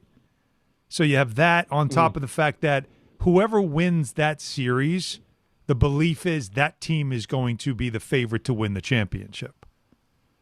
That's pretty much how a lot of the betting companies are looking at it. I do see that, but then again, I just feel like if the Spurs end up pulling up an upset, I still think, I don't know how you guys would favor that series, but I feel like it should be dead even, or we would be slight favorites against San Antonio. See, what you're buying into is the regular season. Yeah. Like you just said that the Knicks beat the Spurs 2 out of 3 times. Well, the Spurs beat the Thunder 4 out of 5 times. So does that mean you just said the Spurs were going to upset the Thunder? Well, if you go by regular season meetings, that wouldn't Not be even an upset. But it is an upset considering the Thunder are the defending champions, and they had the better overall record in the regular season. I mean, that's what you're looking at. Now, if you wanted to go by the odds, what I heard this morning, I don't know if it was FanDuel or BetMGM, I'm not sure what the sponsor was, but they had the Thunder to win the championship at plus 285. Right. And the Knicks at plus 280. I think it was 265, 260, but you're right on it. But you're right on it. But the odds were better for the Knicks. Why? Because they've got an easier path to the final than the Thunder do. The Thunder Spurs, that's a much tighter series, at least from a Vegas standpoint, than Knicks Cavs. So how can you put the Thunder ahead of the Knicks if there's more of a chance of the Knicks getting to the final than the Thunder? Now, once we get to a final of Knicks Thunder, if we get there, the Thunder would be the favorite in my eyes. I believe they would probably be the favorite to win it all. But because their path is tougher to get there, that's why the Knicks odds are a little bit better. Right. But from a power ranking standpoint, wouldn't you have the Spurs over the Knicks? Yes. You can't look at the regular season matchups. Now, they did play the one meaningful game in the Cup. Yeah. But still, if we've learned anything over these last few weeks, is the regular season is pretty meaningless. Let's not get too caught. It's something, right? I'm not saying you throw it away completely. It's in the hopper of reasons to like a team, not like a team, but it's not as a big a reason as you think. It's not. No, and it's also what you're seeing out of the teams. What you saw out of the Spurs, the answer they had after that bad Wemby game, and I don't care how young they are, they'll be the outlier of a team. You always talk about, other people do too. Wilbon was saying this as well, you need the playoff calluses. You need those playoff losses to kind of burn you and, kind of just galvanize you to be ready for when it's your time and your run. And the Spurs don't have any of that. But for some reason, they could be an outlier team that they're ready already. Could be. Could be the beginning of something big. Mm-hmm. It could be, literally. Now, obviously, we had the Halliburton injury, but what's going to happen to the Pacers now, guys? Like, they look like they were going to be the next team. We threw away this year because they lost Halliburton, but do we know they're going to be back? Do we know? Obviously can't. They went within a game of winning a championship, and maybe that's as close as they'll ever get. We don't know. I'm very confident they'll be back. All right, well, they'll be back. Now, it all depends, though. It does all depend on Halliburton's condition when he does come back, because, man, he didn't just deal with the Achilles. He had shingles. He gained weight. It's been burn the weight off. It's been a weird and tough offseason. His whole body might be completely just whacked for a year until he gets himself back to what he was. But, not easy. We talk about the scar tissue, and sometimes you've got to learn to lose before you win. But that doesn't necessarily mean that just because you're on the path that you'll get there. Like, maybe does Detroit take a step forward, or they take a couple of steps back? Yeah. Is this the best we can expect from them, or is this the sign of things to come? Well, Minnesota's a great example. They've been there 3 times. Yeah, banging on the door. Yeah. And you go through all the teams that we thought they were going to be the next big thing. I'm really high on the Bears taking that next step in the NFL. Doesn't mean they will. It's different than it was when we were younger, where you took those steps because teams stayed together. Free agency wasn't as big a deal. There was no cap, right? So you can literally keep the same starters in there if you wanted to for a decade. So you knew the team was going to come back pretty much the same. Everybody else was going to be the same. So it was easier to take steps forward, and it was also harder to fall back because you're able to keep your core together. It was also difficult when you didn't have a core to get one. Now, because hey, listen, Boston go out there and get Giannis and completely change the landscape of the East this year or for next year, right? Who knows? Exactly. And then all of a sudden we're having another completely different conversation. Or God forbid who's going to get hurt in the final, that we'll say, okay, they're done. God forbid something happens to Wemby, all of a sudden, all right, well, the Spurs are going to take a year off. Right? Never know, but it's all true. you can play with is what's in front of you, and right now, this is a very, even with what's out there in the West, which is pretty scary, I think we all believe at this point the kind of basketball the Knicks have played in the playoffs, they would be able to play with either of those teams. I think there's a good belief in it, and I love what Leg said to us when he joined us an hour ago, which is about how defensively, like we know Oklahoma City is elite offensively and defensively. We know the Knicks, what they've shown you with this offense is they are elite offensively, but what he said is that we really haven't seen them be elite defensively, and they haven't been tested enough to do that. Right. So maybe this is a series where, because this Cavs offense is legit, but I thought the Sixer offense was legit after what they did to Boston. So we will see if their defense can get to that level, and then you'll say, okay, this will be a really good matchup between if the Knicks and the Thunder end up meeting up. Everything looks great. Yeah, but it's really basing it off of two teams, how they played against Atlanta and Philadelphia. Well, think about it, too. Atlanta, red hot team coming into the playoffs, who everybody's talking about, and a Sixer team that when they got finally all their guys on the court, took the Celtics and just kicked them right out of the playoffs. All I'll say, and I have this conversation with my buddy E.J. Radic all the time in hockey. The great E.J. Radic. We get caught up in who's hot, who's not, who did this in the regular season, who did that. It really just comes down to how you match up with your opponent in that moment. And how do they match up with Cleveland? Like, we knew there was a lack of size with Atlanta. We knew that, the Embiid situation with his injuries and all that. How do they match up against the Cavs? We'll do a lot of this tomorrow. We'll be outside the Garden, right there, getting ready for game one. But that's what it really comes down to, right? We get caught up in all the ancillary stuff. How do these teams match up against each other? And how do they play in that given moment? Because we know it's lame, but it's true. If the Cavs are hitting every one of their shots from three, it changes everything, right? And if one of the teams isn't hitting their shots, it changes everything the other way. So we need to see it. And each level becomes harder and harder. Conference final, then you get to the final. It's gonna get harder, guys. I believe in this Knicks team, but you're not going to be on cruise control to a championship. Rarely does that happen. Rarely does that happen. The Thunder have won 8 straight to start the playoffs. They haven't blinked, and I don't even think they've played their best. So they have been in that role too. This is their first test. San Antonio's got their number. So that's something to watch too. Tonight, very interesting game to watch. Think about this. Shai Gilgeous-Alexander is going to be awarded the MVP tonight. That's right. Before the game. He's going to get his trophy. Wembanyama is going to be standing there watching it. Remember, he's the one who made the case for himself as MVP because he said an MVP, true best player, is on both ends of the floor. And so you think he's going to have a little something in the back. He's a very spiteful guy. He finds every reason to create enemies and to create. So I'm curious to see how he looks tonight in this game to set a tone after seeing a trophy that someone else won that he feels he rightly deserves. And I understand that could irritate Wemby and affect the Thunder in a positive way. Why does the NBA do that? Like, give the trophy before the game? Why would I even want that? I'm battling for a championship. I'm for game one of the third round, and you're giving me an individual trophy that I won in the regular season. Like, how do you not even want? Why would you even want to lift it up? I know. It's like in front of the other team who's like, oh, okay, like a little something extra, right? I know the Calder got leaked out with Schaefer and all that stuff, and that was nice. That was a nice moment. But I like the NHL. Go to Vegas. They give out the awards after, and even that's kind of funny, right? Too, right? That one year when Tampa won all the awards and they got swept in the first round, they're probably looking at the trophy like, what is this? The real trophy I wanted, I didn't come close to. But think about it. He's going to go out there, game one, Western Conference final, they're going to present him a regular season trophy. I mean, talk about anticlimactic, right? and if Wemby's thinking about that should be mine, Well, what are you doing? There's one trophy that everybody should be going after, and there's 4 teams that got a shot at it.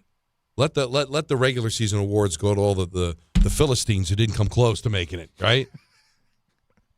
1-800-919. I don't know why I'm giving the number because ENN's next. Yeah, what do you do? Well, because listen, I do admit that I'm a little dumb.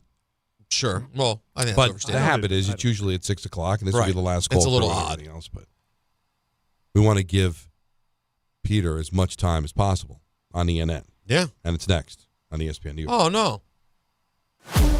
The Knicks. And for the second consecutive season, the Knicks are on their way to the Eastern Conference Finals. The Cavaliers. There's something about the mentality of this team that kind of suggests that if there's ever a time to believe in the New York Knicks, the year is now. The Eastern Conference Finals. The pursuit of the LIRR is alive and well. Game 1 coverage gets underway tomorrow at 7 on 880 and the ESPN New York app. At Uline, they know going the extra mile takes hard work. For companies pushing to go further, Uline will go the distance with you. 24/7, they answer the phone to get you the shipping and industrial supplies you need. Business can move fast. Unexpected large orders, adverse weather, new safety guidelines, and changing economic trends. Uline works hard keeping 41,000 items ready to ship, minimizing detours on your way to the extra mile. Visit uline.com.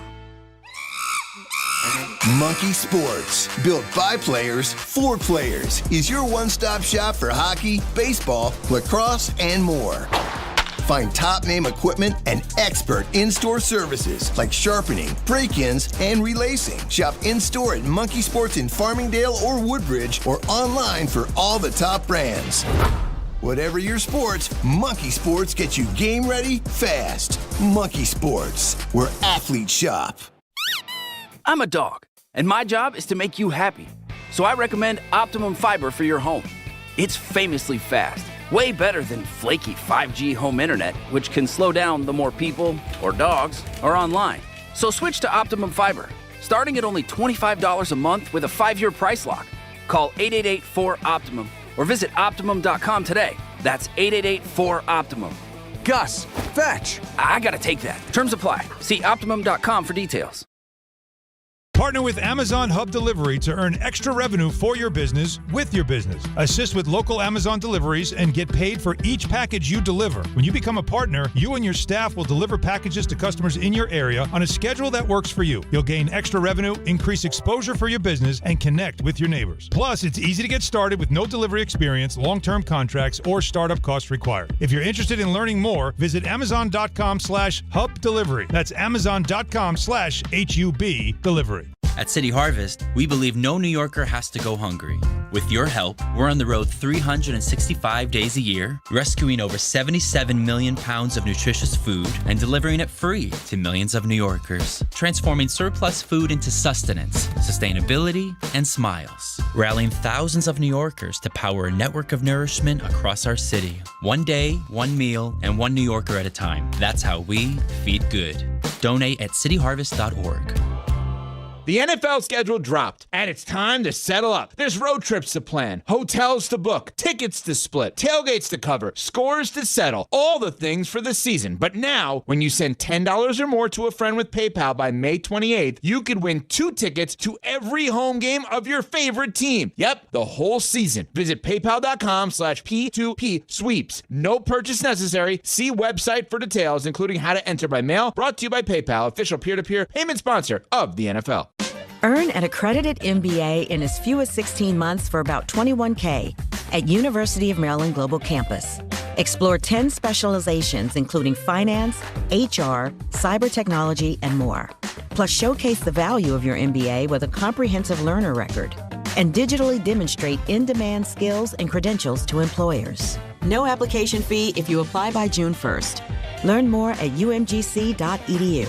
Certified to operate in Virginia by SHAP. Another dominating step towards a championship. And for the second consecutive season, the Knicks are on their way to the Eastern Conference Finals. Will this be the year the Knicks punch their ticket to the NBA Finals? Inbound stolen by McBride, and then Brunson buries a far corner 3.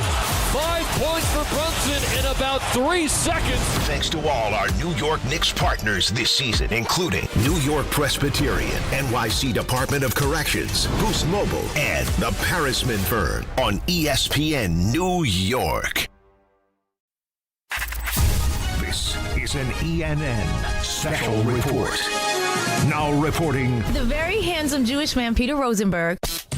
We should talk some sports. Do what you want. It's ENN. Peter Rosenberg!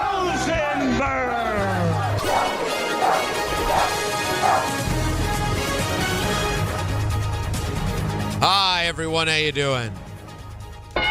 Welcome to ENN. Ray Rowe. You ever watch YouTube?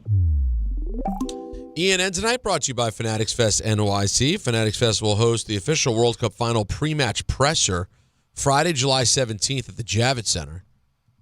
You're bringing together players, coaches, fans. Everybody's going to come together before this massive FIFA World Cup final watch party that'll happen that Sunday, July 19th. All there for you on all the screens in front of the tens of thousands expected at Fanatics Fest NYC. Get your tickets at fanaticsfest.com. With that, I'd like to say, welcome. No, son of a. What? Here we go. I'd like to say good evening to Don. Subscribe to the ESPN New York. I keep doing that. I keep putting the does not there. And to Don. Somebody else should do this read. I'm actually a moron. No, you're fine. No, I agree. I agree. He shouldn't be doing this anymore. Well, thanks for the fact that you said I agree just completely destroyed. But I'm glad he gave more detail to. He was agreeing on that he should do the read. Not like I agree. He's a moron. Just stepped in. Although I think he does agree. I think he agreed you were a moron and then said, let me take it over because I'm less of a moron. No, I'm not sure. Let's listen to the next one. Good evening, Don. Listen, I do admit that I'm a little dumb. Sure. Well, they gave the well. Thank you. The well is meant to say no. Well. Good evening to Don. Oh, no, I don't even want to. No, this is trouble to play, right? Alan Hahn's not with us today. He's with his daughter, who's just tearing it up on the ice. Already has a hat trick. Carly, who's Carly? What did I say? Carly? Oh, yeah, Callie. That was Kaylee. Oh, yeah. Honestly, I did not hear this. Thank God it wasn't on in the car. I know, because she would have been devastated. Yeah, devastated. And not only because the Carly thing, she probably would have laughed at. Sure. Do you know because of the way her name is spelled? It's an Irish spelling. Oh, yeah. It's not a typical Callie, C-A-L-I-E. It's C-A-L-E-I-G-H. Yeah, Callie. Which is more like Calais. I might read it and she gets Calais. A lot of Kaylee. Yeah, well. And that, that sets her off. You know my daughter's name? See? Yeah, Jalen. Oh, man. Gosh. You couldn't even just play that. Not even hesitation. First By the way, first of all, how would I not know Jalen? You know what I said? I know it's the name of every player in the NBA. But no, that's not her name. I know it's not her name, but it's easy to remember as that result. But she's also adorable. How would I not know her name? Well, he said the other day when it happened, Don, this troubling moment, he said, I don't know, would he remember my kids' names? I said 100% he would remember your kids' we names. talk about them all the time. But here's the more troubling part, again, is that Callie plays hockey, your sport. I know. And she's very good at it. Well, and I want to know something where, and I don't, overcoming her father's athleticism. And I don't want to make things worse here. Although that's exactly what I'm going to do. He would never forget Michael Kay's daughter's name. And you know what that name? You know what that name is? Alan? Callie. Yeah, it's Callie. That might have led to the confusion. So that's why I said it can't be Callie and Callie. It's got to be Carly or Kaylee. Well, I'm going to hope that she's not hearing this right now. And Alan Hahn's not with us today. Stop already. Who's just tearing it up on the ice. Already has a hat trick. I didn't have to bring it up. Who's Carly? Did I say Carly? Yeah. And that's me trying to play it off like I didn't know. But then that's the troubling part. Then you corrected it to Kaylee. Sure. Now picture, if you will, it's a fight, and I'm just flailing with fists. It's hoping he's hoping one just lands. We're just happy that you acknowledged her. That's right. She got a lot of coverage on Friday, and mostly with her name correct. And good evening to myself. Hey, Tone, you want some Baja Fresh? And to Paulie. You hungry, T? You want to send the kid for Baja Fresh? Baja Fresh. So this is 2 straight days of cleanliness for you. Well, I'm in these. I just, If I may update, The LIRR dispute. Got news? Like there's anything to update. Yeah, unfortunately. For those that are wondering if maybe this thing will get done today and then we can maybe have at least limited schedule tomorrow. Excellent question. Yeah. According to WABC, no deal expected Monday. No. Yeah, because they broke to get some Baja Fresh. I don't. You hungry, T? You want I send the kid for Baja Fresh? You want I send the kid. That's the best part. You want of it. I send the kid? Yeah. I think the problem is that the governor needs to get to that Sabres game. And that's creating the problems, you think? I don't know.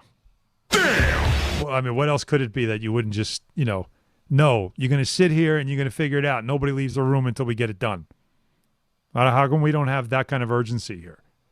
Well, they're claiming the union doesn't have any urgency. I don't care. Everybody's in the room and nobody leaves until we get this done. That's it. This is what we're going to do. This is where we're going to be. You are a public service. You are necessary. And there's hundreds of thousands of people who are now stranded and stuck because of you. So you're not going home. You're not leaving. You're sitting here until you get it right. Get it done. I like it. But no, we're not doing that because we got to watch a Sabres game or something. I don't know. What is the other? Why else would you be leaving the room? Why are you letting people exit? Makes no sense. I'm not sure the Sabre game has anything to do with it. I'm sure it doesn't. Because I don't know. Is she in the negotiations? Yeah. She is? She's got to be part of this. Well, no, I don't know if that's true. I don't know if she's there. She's giving updates. Lengthy negotiations. Well, she has to give the updates, but it's between the MTA and the unions. I mean, she doesn't. The union. But she doesn't run. She's not head of the MTA. She's not head of the MTA. But I mean, again, it's a public service. You need to be involved in this, don't you? Listen, it sounds right. I saw the guy. Did you see the guy that's doing it for the MTA? He's got the bald with the long hair and it's gray. For Baja Fresh. The long hair. There's very few people. I saw the hair, and he's not pulling it off. I was going to say you said there's very few people. Actually, he should be pulling it off. Yeah, pulling it out. Oh wait, no, I haven't seen this. Oh, you tell me, is it the horseshoe with the tail?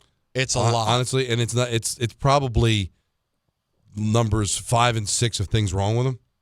I'm not really? trying. Hold on. He may be a fine negotiator and run the MTA better than anybody, but he just looks like a hot mess. And I think presentation is important. If I'm going to be negotiating, I need to be able to look at you. I agree. Oh, yeah, I got a shot of him right here. Yeah. This is a Gary Delaversion. Yeah, definitely the last part's probably true. Oh, my God. What? Why are you doing this? Hold on, I got to find Giuseppe D'Amalfi. Francis Albert Sinatra. Donald Greco.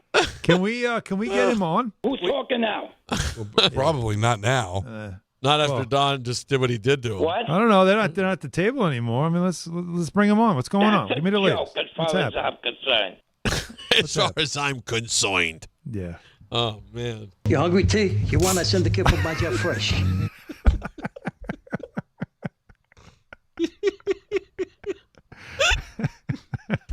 It's phony, Petey.